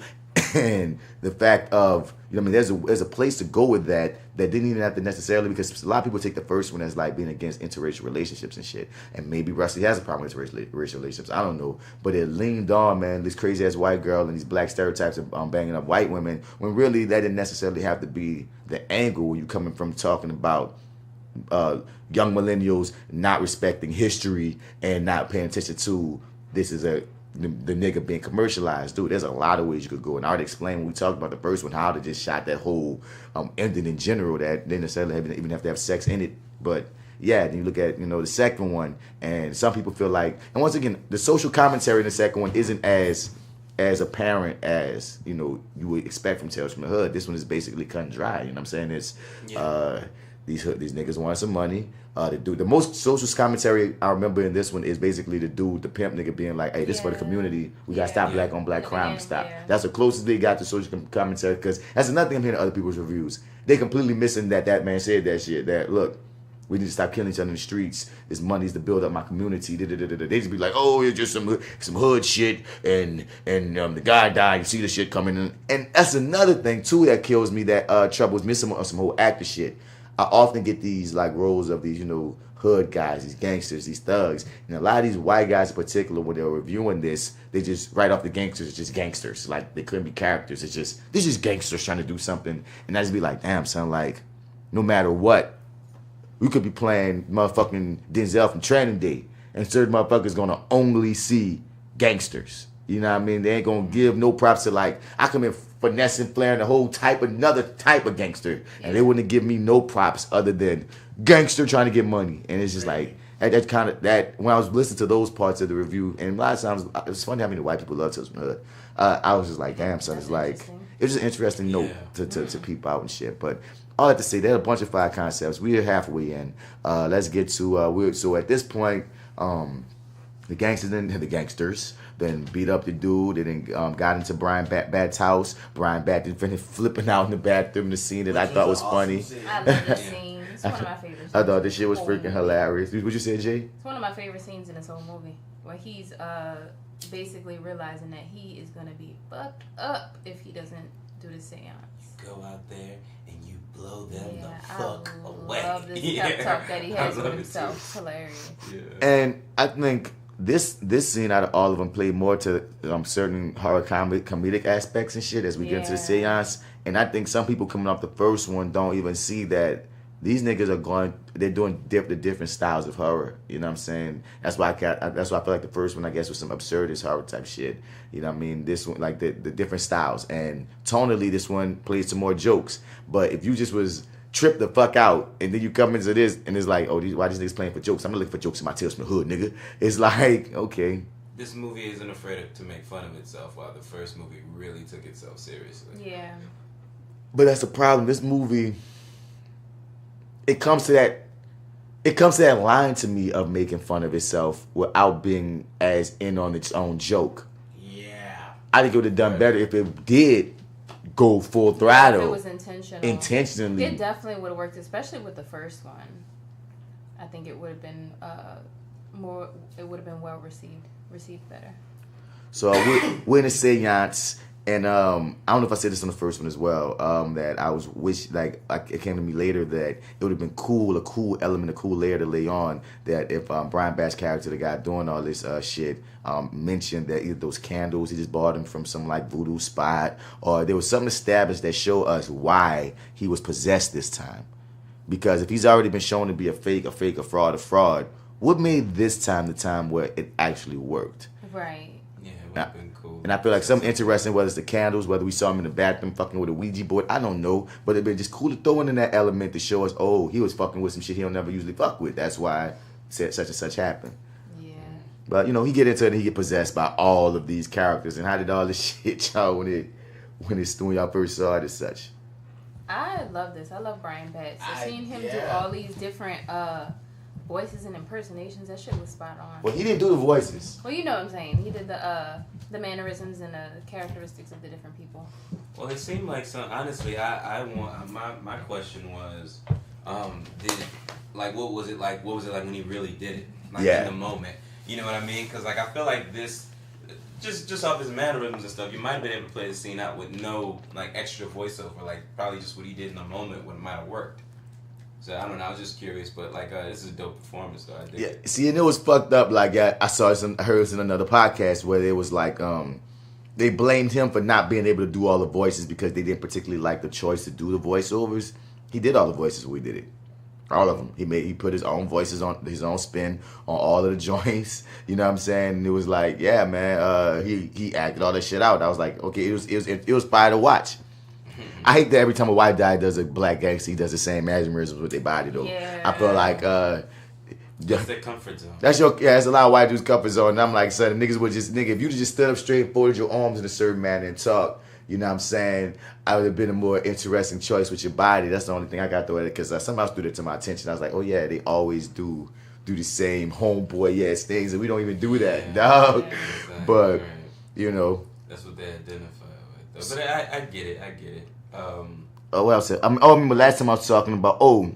I was going back as any actor would, man. There's other elements of my performance I wish I could have added on to like more fear, because the way they cut it up, it was like, man, I was angry more times than I wanted to be shown like that, and I wanted to have like add more fear elements in me being scared that they got possessed. So just my own shit, I wish I would have like thrown a little that on top, but it's fine.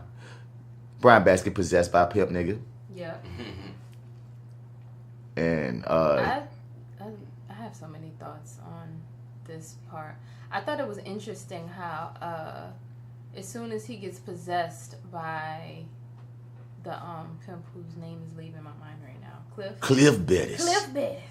How immediately the girlfriend looks at him like, oh baby. I'm like, what? Yeah. And she kind of takes to him, and there's a part later on where she like, kind of saunters over to him like, I got my man back. I'm like, girl, like there's no part of you that hesitates and is like, hold up, like, wait, what is going on? What is this white boy doing? Yeah. I mean, I think Marty said last time we recorded this that it was the voice that gave him away. True. You know what I mean? She recognized the man voice and just went with it because we all had a seance. So, I guess you're supposed to be expecting this weird type of shit to happen. I wish all of us in general was a little bit more fucked up or tripped out when he started going there. All of us. I feel like we all should have had more of a moment of this nigga really just got possessed. Yeah. But I understand time constraints, and I also understand comedy. Like I said, this one always struck me as like the most comedic of the four stories. Like I felt like it was intentionally comedic, and even your boy Gore. That's that Gore. No, that's Booze, you motherfucker. Yeah, even the way Booze, was about to kill old girl. And it was like, this nigga doing all this dancing. It's like there's so much comedy that happened in this. So Booze take the girl. Now, I'm like, dude, nigga got magic powers, dog. I ain't trying to fuck with him. When you pull out your gun and that shit don't work no more, I feel like you need to succumb. Right, it's time to fucking go. And your dude, he does the spinners routine. He spins. Brian Bat did hit that spin a few times perfectly. And he twisted your boy up. And, that was a CGI moment. Once again, we said this previously. We're not about to rag on you niggas for the budget. That's just... Yeah. That's, I mean... No. Uh-oh, what's that? No. No, I was just gonna say it's clear. It was not to rag, but it was it's kind of like never mind. Okay, I'm not gonna rag on him for the budget. I'm ragging on him. But never mind. We can rag on them for other things. It's okay. Yeah. There's so many other things. It was the CG. You know what, man? I shouldn't say anything anymore. Booze gets murdered. Yes. Heads get twisted like a top. And one thing that's funny is the script had us all dying a different way. And had another goon. I had like 3 goons instead of 2. And I remember my death in particular. It was like my chest got bursted open after he drew a map of where the money was hitting at on my chest with his like in blood burning on me. And while I'm screaming, he's showing like, yeah, there it is. And he just rips open my rib cage, and it's crazy. But once again, it might have been a budget concern as to why they couldn't pull that off and why they probably had to drop one of the goons or whatever, because it was some crazy shit that they had on my mind, running mind. And once again, we don't know what happens in those board meetings and shit. Yeah, we don't. So next up come my favorite death of the film, this glass joint, man. Brian Bat drops a freaking vase of flowers and makes the glass go into Gore's mouth. This one was so cool but so gross. immediately when the glass goes down, I like started gagging. I was like, oh, yeah, this one was really like terrible. I felt it. Yeah, like, this one was effective. Really terrible. Yeah, this one. Oh. Yeah, I definitely looked away. Oh, like it's right doing about it to here. me again. Oh Just- yeah, oh, it's too much. I definitely looked away. Oh. Yep. And it was cold seeing it when he did it in person, even knowing it was fiction, dog. Shouts out to my dude Chad, bro. He really sold that whole death, and I really believed it. And I'm like, oh my God, it's so nasty. Ew. Then we got We got you with your last, pulling out your crucifix, which I think is hilarious. Your last stand. Your cross. You Yeah. got a problem, nigga. Two things. Well, no, I guess he said Yeah, nigga. like. Oh, he said nigga. Oh, he did say that? Yeah, he said nigga. Okay. Oh, he said nigga. Yeah, well, no. Brian Batt didn't say nigga. But, Cliff Bettis said it. Yeah. Okay. Got you. But yeah. One problem, nigga. You gotta have faith for that thing to work.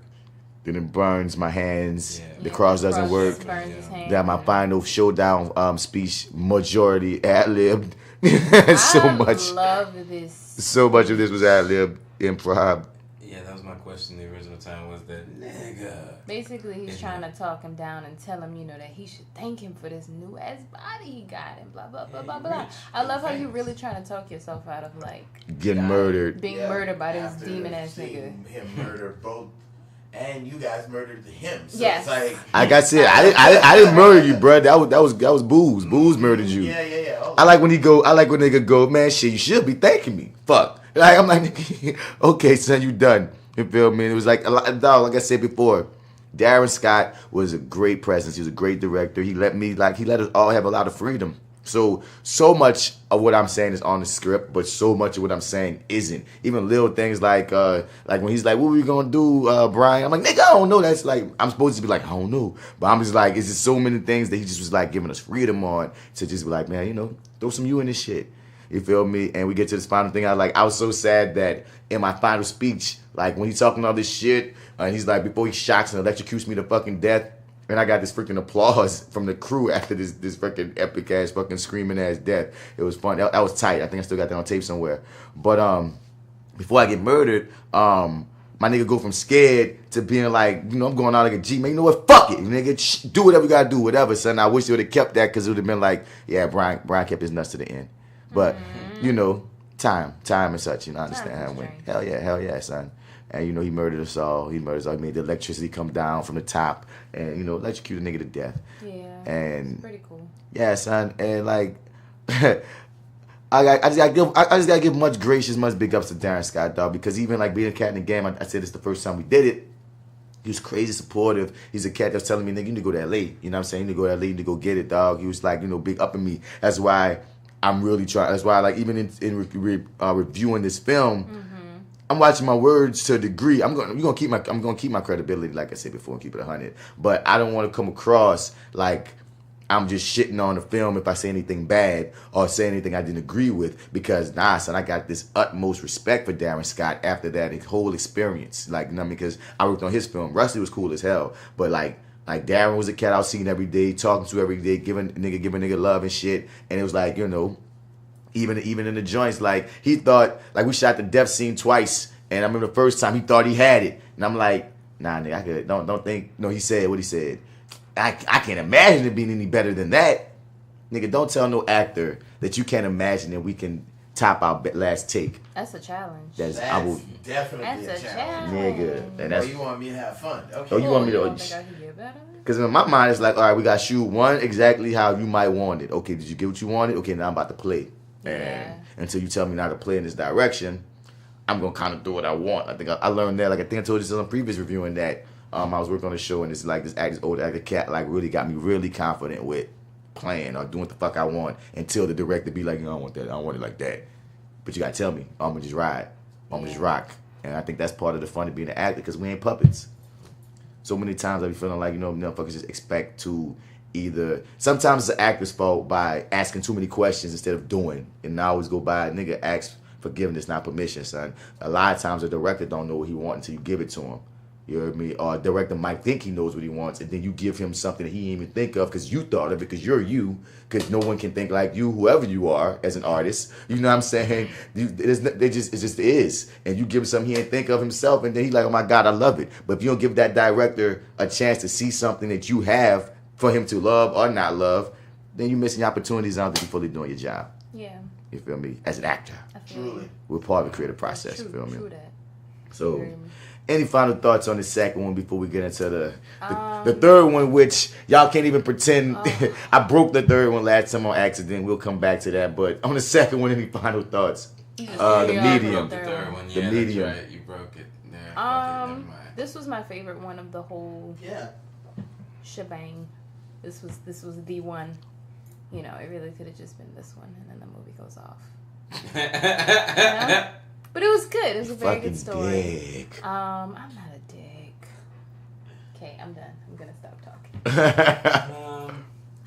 I just want to give a shout out to that last little performance. Which one of you motherfuckers want to go first? I love that. With Yeah. Brian Batt's last line and his facial expression as he's being clipped, being a new him. Yeah. Now, which one of you motherfuckers wants to Shout go out to all the first? performances in this one. They were really, really, really good. They were. I enjoyed them. Once again, I want to just say that I think my man got the shitty end of the stick. Who did?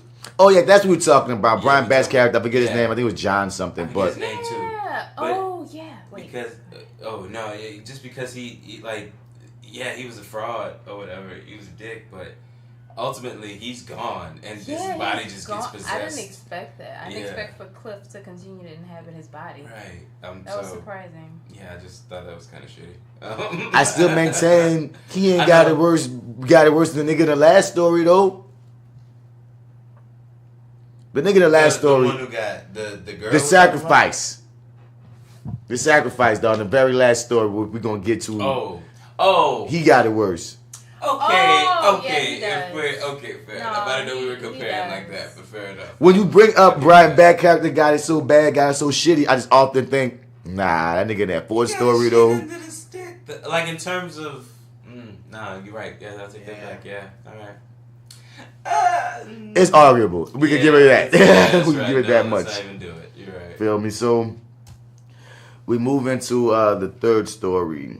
Apparently in the wraparound story, Dumbass Beach really liked this story. You know, of course, it's about thugs getting there, so you know that's his type shit. And he wants another story to keep programming this robot. I just really thought this robot was gonna be something different. All this hype and this talk. I did too. I thought the robot was gonna be more human, android-like. Look at everything that we're looking at, though. Look at what they're putting it into right now. This is all a misdirect. Like, all this shit looks like a regular human torso. So you think you're going to get something like that, but actual reality, now we have this concoction This that we, toy. this is the thing that nobody wanted, and we're going to use it. You want to It's- know why? Because we got it dirt cheap. That's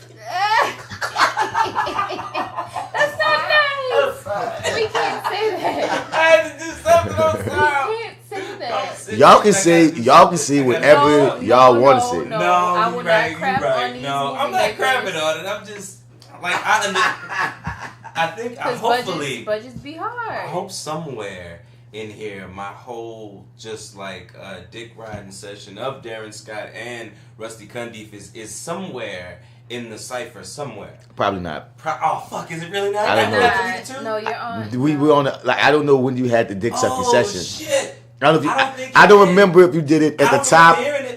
But we didn't listen to go the whole back and thing. listen. We didn't. We never put it out. Well, no, not that one. I mean, like I did this like a couple episodes ago when we were talking about. I mean, no, you always dick sucking Rusty yeah, Cundiff okay, and Darren cool, Scott. right, What I'm right. saying is, Cool. on this particular episode, I don't know if you said that on the part of this that got deleted, that whole hour. That was an hour, my nigga. Yeah. Or if it was in this previous set, I'm not sure. So everything saying you know what? Because if Marty's got to be Marty, I can't take the shit I took on Superman, Batman versus Superman, and just listen. I got to just say a couple things, but this isn't crapping because I wanna say that I do understand that the budget was drastically lower than it should have been, and much lower than it was for the first movie. Yeah, and the So- first movie, like, you got to say for posterity, the first movie was in the mid '90s, nigga, and it got less money than a film that they got in the mid '90s, dog. Like, and we're in 2018. Yeah. That is a hit. Like, so if they got like $6 million, and they got 6 million in the 90s.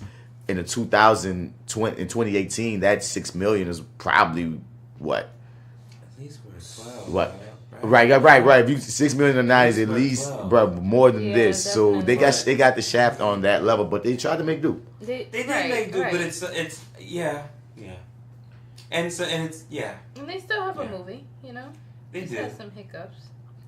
And And the wraparound story, dumbass bitches feeling on everybody's ass, being super fucking extra. Super over and it goes back into the script of like, I'm like, dog, he didn't have to be as over the top as he was in his actions, in his acting, or in his words. You know what I mean? There's ways that you could have shown certain things that could have still worked in a manner if you're not playing for comedy. You feel me? Now you mentioned that, was it you that's, I don't know if I heard this somewhere else, but that he was supposed to be more of a Donald Trump type character, but they drew back on that, right? They had to reshoot it because okay. Universal wouldn't let, like, the original wraparound story backdrop was something completely different with someone who looked more like Donald Trump, and it was like, you know, way more direct. Yeah, and I don't even know if it was this whole Robo Patriot thing, because I don't remember. I got hollered at my dude, but apparently it was a different backdrop. Dumas Beach was still this nigga's name, but it was just different. But Universal was like, nah, we're not letting that ride. I want to see that now. Yeah, read that. I mean, could I? Yeah, I would. Oh, they didn't even shoot that. Oh no, they did shoot it. They did shoot it. Yeah, they did shoot it. And they had to go back last minute and change it. So I don't know. I don't think we're ever going to see it because no matter what, if it comes out, it's going to always come out under a Universal brand, and Universal didn't want it to pop then in the first freaking place. You know, but that'd be cool. That would be pretty cool. So you want to break this story This for is us? my favorite story, guys. I'm lying. So, before we get to his third story, what happened to wrap around there? Dumbass Beach is feeling on ass. He grabbed a girl ass. Being super groping. So blatantly. Ugh. And Sims take it in like basically y'all niggas been letting this fly though, but whatever. So since Sims seen that nigga being all rapey and shit, he decided to tell his third story. I forget the name of his third story, but I know it's about the vampires. Date night. There we go. Yeah. It starts with these two guys looking at this video of these two girls from Tinder. But how? How are they doing it, ladies and gentlemen? All right, y'all. How? I was gonna build up to this point. I'm sorry. Because the original time we recorded this, I didn't say this part for the longest. I let us all review it, watch it regular. Then we got to the end. And I'm like, all right, y'all, I got a question to ask you.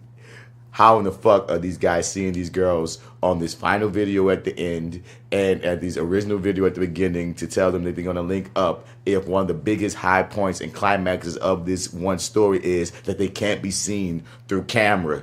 If they can't be seen through a camera, and that's how we find out that they vampires in the middle of this story. How were they Tinder? How did they make a Tinder profile? How did they make this first video that we see at the top? And how did they make that final video, which once again, this is a big plot point. Your story is ending with these women on video after you just showed us that they don't come up on video. Yeah, that made no sense.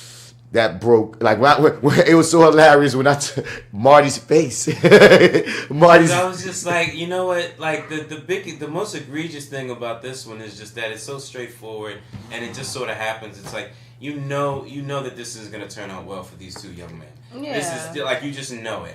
And even when they try to flip it around, it's like you still know this is going to end up well for these young men. Yeah, you know. And you know from the start that it's not going to end up well for them. And I was just like, this is the most egregious thing about this story. And then you point this out, and I'm just like, oh shit, no, that's the most egregious thing about this whole thing. Like after it's predicated on right. You can't really. That just completely took me after watching it and then like realizing that. Yeah, I'm like, we can skip this. I don't have a lot. Like, you know. I'm completely pulled out of it. I mean, like, what do you do? What do you do after that? Do? I'm sorry. I had to say it. I mean, I ain't hating, bro. I had to say it. It was just funny. I was like, damn, I wonder at what point should we insert this revelation? But hey, fuck it, it's at the top. I'm sorry. My bad. It doesn't make sense. Like, but we're back at the top. We're in the car with these two guys. I do enjoy their performances. I want to give you that. Shouts out to Greg Tarzan Davis. She's from here. You dig? You know, he got, you know, a lot of people know him from Instagram and shit. What did he say? He said something, man. But I was like, that's New Orleans right there. I heard that. But it was like that one little thing that slipped out. It's almost like he put so much work into, like, losing the accent and just sort of having a general, not anything specific. He did well at covering up his New Orleans accent, but he also lives in Los Angeles now, so I feel like he has a lot of practice. Yeah, okay. Yeah, it's only one word that slipped out, but otherwise it was seamless. I was like, yeah, okay, this works. And his friend too, is his friend from here? I don't know nothing about his friend. I liked him more than his friend. So, no.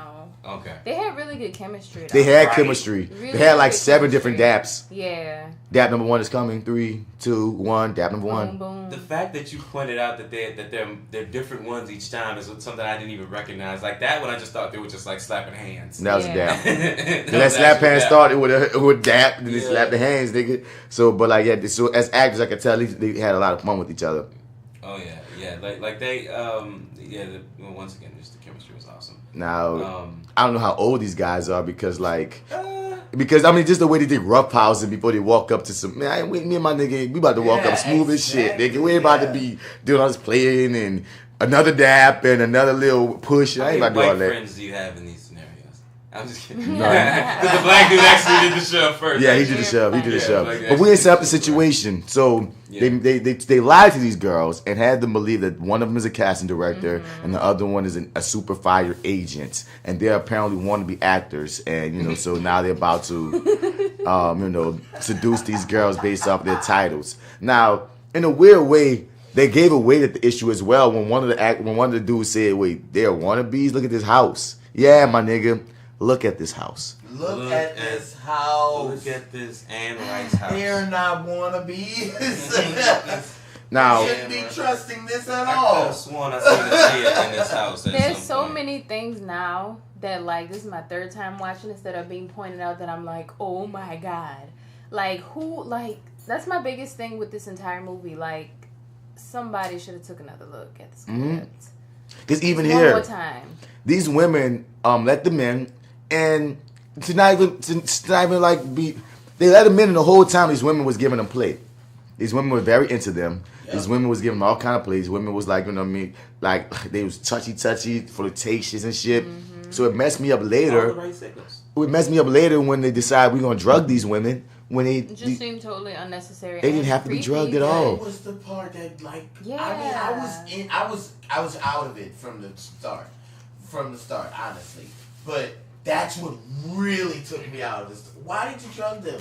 Like, you didn't have to. Like, you just being creepy. They were very, and the thing is, that might have been your kick, that these normal seeming niggas, which is a good thing to flip, like, these normal seeming, handsome guys that are normally trusting will pull this type of shit. Because you gotta remember, if people do these things, they have a fetish. They have something wrong with their brain. You know what I'm saying? Right. Because we spoke on Darren Sharp, but Darren Sharp was a very good-looking dude. He was established. He had money. He was successful, but he still decided he wanted to be a raper man. You know what I'm saying? Same with Bill Cosby, if you look at it. I mean, you have to drug these women. You were Bill Cosby. Most of them women probably wanted to fuck you anyway, just given your status. But for whatever reason, you was into fucking prone bodies. Creepy motherfucker. Oh, my God.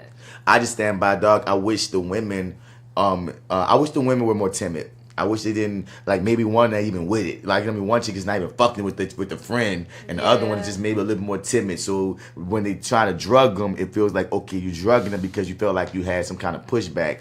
And I don't know, it just makes... It would have made the payoff better, too. It makes more creepy sense, because off the dump, there's never any reason to rape, to drug, to do any coercion for sex. Consent always matters. Yes. But if you're going to even frame it in this creepy-ass way with these fucked-up ass niggas, it just would have felt better if the women already weren't basically saying, fuck me, then you drugged them to fuck them. Unless the statement was exactly to say that, you like you said before, that this is like sort of a mental thing, and no matter what the answer is, yes or no, this was the outcome, or this was going to be what happened. They do. Yeah. But they didn't lean into that much. They didn't, They didn't focus on black again. I mean, this one also felt like the shortest one too. It was the shortest. Very short. And that's what like when I said it's just like it was straightforward. It was really just straightforward. Like this is not going to end well. They're currently playing Cards Against Humanity, by the way, just to throw out that what's going on. They're playing Cards Against Humanity, and they having having quips. It's a real game. It's fun. Oh, yeah? It's fun as fuck. It's fun. And only I had a problem with is why did she have sound effects on her wink and on her bite? That was kind of, I don't know what was up with that. I didn't even notice that. Did she? Mm-hmm. When she winks, sound effects. When she I heard winks, the bite, but when she winks, it makes a a sound. Shit. Yeah, yes, you're right. I do remember it now. Okay, I remember it now. You're right. Yeah. Wow. Holy shit.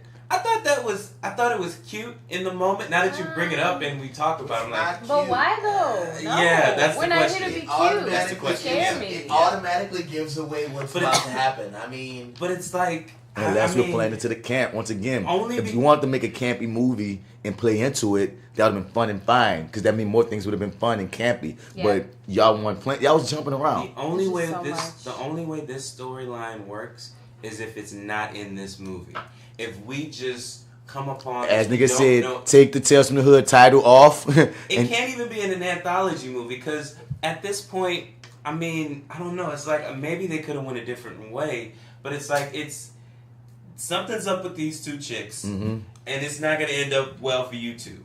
You two guys. I mean, I don't know. And with it being so short too, that kind of like messed with a lot of the twists and turns I guess we could have had. I don't know. They didn't have, and they would do vampires. Maybe there's another way to flip this. Yeah, maybe. Yeah. No. Because what you want to speak on is these fucked up niggas trying to date rape and getting their just desserts. Right. Maybe not. Maybe there's other ways to show it. Cannibals. In a non-supernatural Cannibals, way? maybe. Ooh, shit. Yeah. That'd have been interesting. Yeah, that would have been very interesting. Something fucked up. That would have taken it in a completely different direction. But that means you got to set the whole thing differently, because the reason that they was able to survive getting drugged was because they were, vamps, supernatural and such. So, that's a whole flip on your concept. I'm not saying that's not a good idea. I'm just saying, now here to me is the creepiest scene of this story. It's very disturbing. After they done drugged the girls. For me, it's like, them obviously carrying their limp bodies up the stairs, but when they lay them on the bed and they're positioning them, for me, that was just so creepy and so, like, unnerving. That was that one moment where I was like, okay, I already know something is going to happen where everything's going to be fine. These niggas about to die. But, like, that whole, like, just seeing them lifeless and that just, that creeped because me the fuck out. I think the allure of Tales from the Hood, one, and we kind of do it with our films at times. I think the allure from Tales from the Hood, one, is they took quote-unquote normal horrors in life and turned it up to show you, oh no, you thought Freddy Krueger was a problem. No, the rapist next door is a problem. The cop is the problem. The daddy that's beating up his kid is the problem. You know what I'm saying? And this one is like, okay, the guys next door. Like this, if you play this, there's a way to play this where your message is coming across.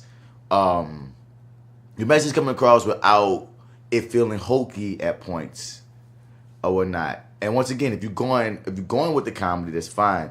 But when I see that whole situation, I instantly think of, damn, the topic fits in the old Tales from the Hood shit as far as why she's date rapists, but the way it was executed don't fit to me in the Tales from the Hood vibe of the first one. You know what I'm saying? Like, because this is a topic. Yeah. Once again, topically, y'all had some good ideas. It's just certain things I would have just done differently as well. The execution was off. It just felt like the first one, it was dark, and they kept it that way. It's just dark. It had its humor, but it was dark comedy. Yeah. And this one was more of they were trying to find the balance between dark comedy and camp, basically. And they, like you said, execution wise, wasn't the choices. A lot of the choices that they made was like. And so we got this point, man. They got the girls. They got the girls' lifeless bodies prone. They making these bad jokes, and those jokes really showed how fucked up these niggas were. They was like, I was like, oh my nigga, I can't wait for you niggas to die. Cool, y'all are despicable. And then that's so for their characters. And those niggas make them so matter of factly. I give props to the actors for that they made these vile things seem like so normal. You want to get a Coke, you know what I'm saying? Yeah. So your boy with the dreads, we know him as Tarzan. He looking through the camera and he see that they're not visible. That's when he first find out, they're vampires. You can't see them through the camera, even though we've seen them through cameras. And when we first get this reveal, Marty broke this scene. When we first get this reveal of the two vampire chicks. What's going on, Marty? What's going on, Jay? Oh, no, okay. Well, this is a continuity thing, and sometimes, somebody's got to catch it. But it looks like, so when we come up and we get that first hissing shot of the girls being vampires, Our friend on the left, who The black one. The black one. Okay, it's cool to say the black one. Okay, I mean, I cool was to say the Asian. black one. Yeah, no, fair enough. Okay, so it's cool to say that. All right, so so the one on the black one basically is hissing with no fangs, while our Asian one, the Asian vampire is has fangs. She's has fanged the fuck fangs. up. And then the guys look up and notice them, and now they both have fangs. Now they both have fangs. But it's one of those one little moments where it's kind of like, I imagine, like I said, man, this was a budget thing. I don't know how it was with you. I'd love to know. So if you could, like, real quick, when you were shooting, how many takes did you get? Like, I know you mentioned you got 2 takes, like, for your death and stuff. But just typically, were they like, oh man, we gotta get this shit shot, you know, kind of thing? Was it like I don't know how it is on a normal set on day-to-day basis, basically, but because I'm gonna say this, dog. Did you feel rushed in particular or anything like that? Not as many takes. All sets trying to get their shots and get going. Yeah. Like, Right, depending fair upon enough. the director, because some directors are indulgent who might want a bunch of takes. Right. But generally speaking, especially if you're doing your job, Yeah. your average director doesn't do more than 3. Okay, fair You know enough. what I mean? Sometimes they might be indulgent. They be like, let's do it like 5 or 6. That's happened to me before. It's like, oh, we're going to do more? Cool. And for any actor, we get to do more. Let's do more. You feel me? Yeah. Right. But I don't recall getting more than 3 any given time. 2 or 3, really. Depends on with the setup. And that's the thing. Sometimes that's budget. But some directors, they just know what they want. Yeah. You might just do it. And they be like, that's what I wanted. Boom, let's go. Straight up. Like, and I don't know how they do those type of directors do that, because I know me when I'm directing, I want options and shit. But some cats are so clear on that vision that when they see it, they know they good. That's it. Yeah. So, Right, you know. because with that moment there, and because it's just like one little quick moment, it's kind of like, well, we could have not just used this shot, and it seems extremes that we literally only had that one shot. Because, I mean, if we could have put a shot in there with her with fangs in it, Right. that would be the shot you'd be That would looking be at. the shot. Like, clearly, because we didn't have another one is the reason, you know. Or I'm what? hoping. What if on the flip they didn't even notice? You think? Mm-hmm. I mean, it's Oh, possible. Yeah, I guess so. Yeah, it could happen. I asked y'all about Keith David Vest. It's black in one scene. Oh, shit. It's black in one scene. No, I still say it's intentional. That One is scene. crazy. To go from black to bright red, though. Who got gonna notice when they talking to you that your fucking vest turned red, man? Like, that's a whole bright vest and a tie that automatically went from black the first time we saw him to red the rest of the movie. I feel like, my nigga, I'm honestly just trying to find some kind of explanation. Trying to be better. Yeah, oh, you well, trying to be better? Okay. Well, you know, the gymnastics, I'm not going to lie to you. I actually went back and watched this one time after when I thought we were kind of done for good. And I tried to do mental gymnastics to make that first scene make sense. I'm like, maybe they just got turned, or I don't know. You mean with her and these fangs? The vampires. Yeah, I tried to make this work, and I just could not. And watching it the second time around just made me even more mad, because I'm remembering the last time I watched it before, trying to make it work, and I just couldn't do it. Yeah. So, I'm not with hissing vampires. I don't like the that was hissing. too much cheesy. I don't like hissing Came off vampires. as very cheesy and unintimidating. Because the thing is this, you just showed them standing there with their fangs being very demanding. That's gonna sell it still, because we just saw them being visible through a freaking camera lens, and their fangs. Like, y'all ain't gotta go hissy, nigga. But You that goes standing. again with a lot of stuff in this movie. Like, there's a lot of very over the top, on the nose things that don't need to happen. Unless you're playing for comedy. That's true. And that's what's confusing, because even in this moment, you find out that they're vampires and doing this extra shit, and these niggas like, oh, let's have a karate showdown all of a sudden. Yeah, they want to fight him. With- What?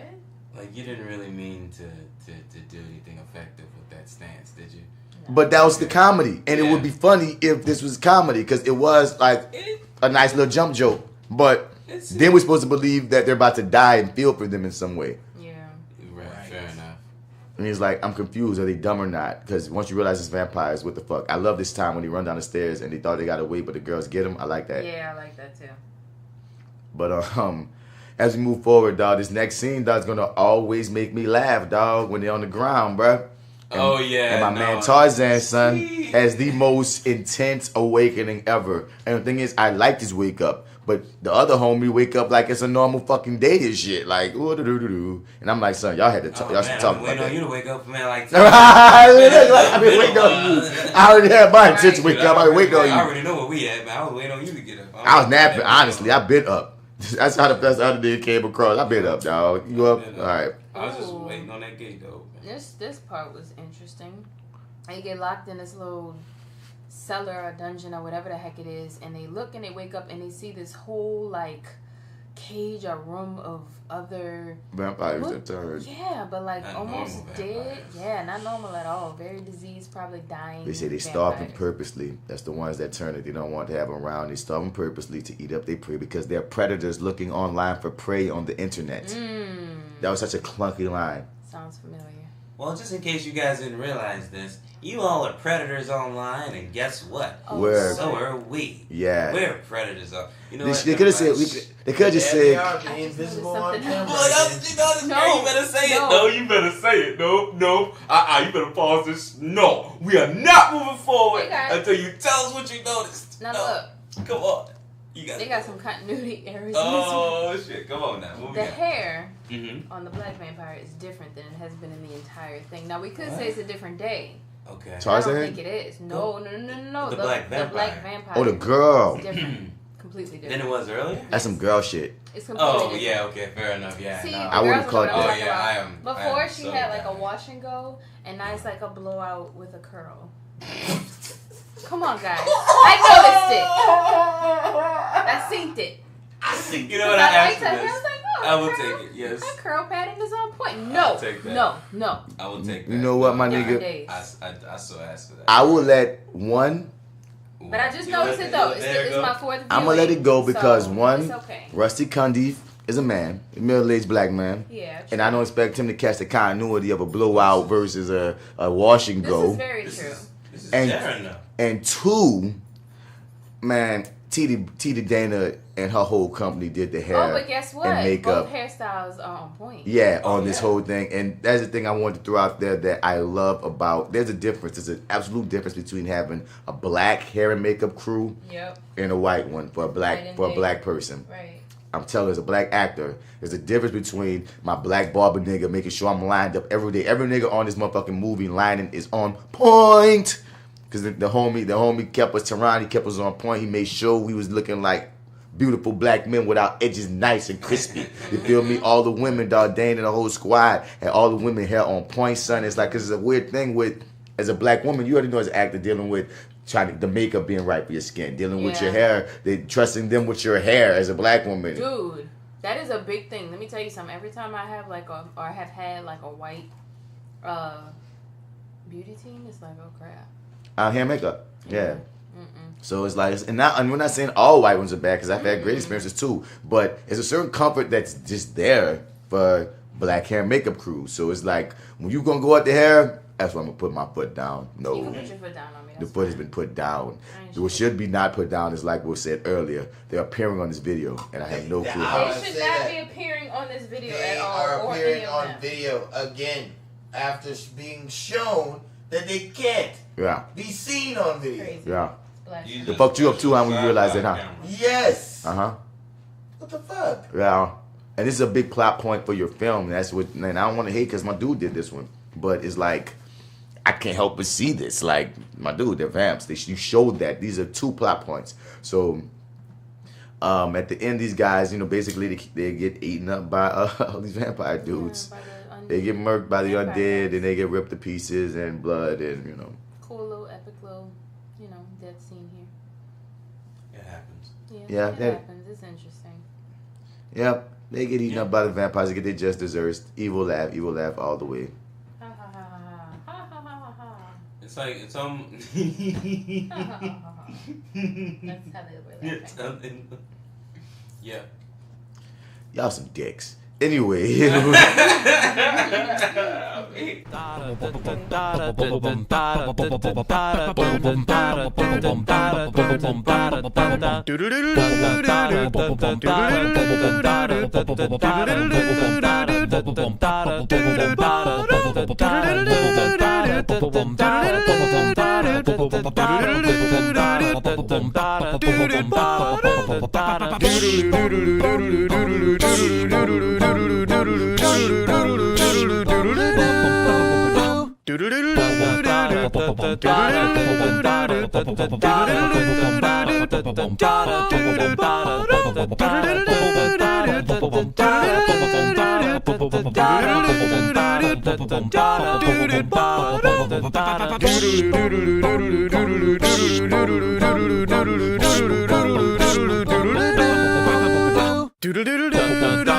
Do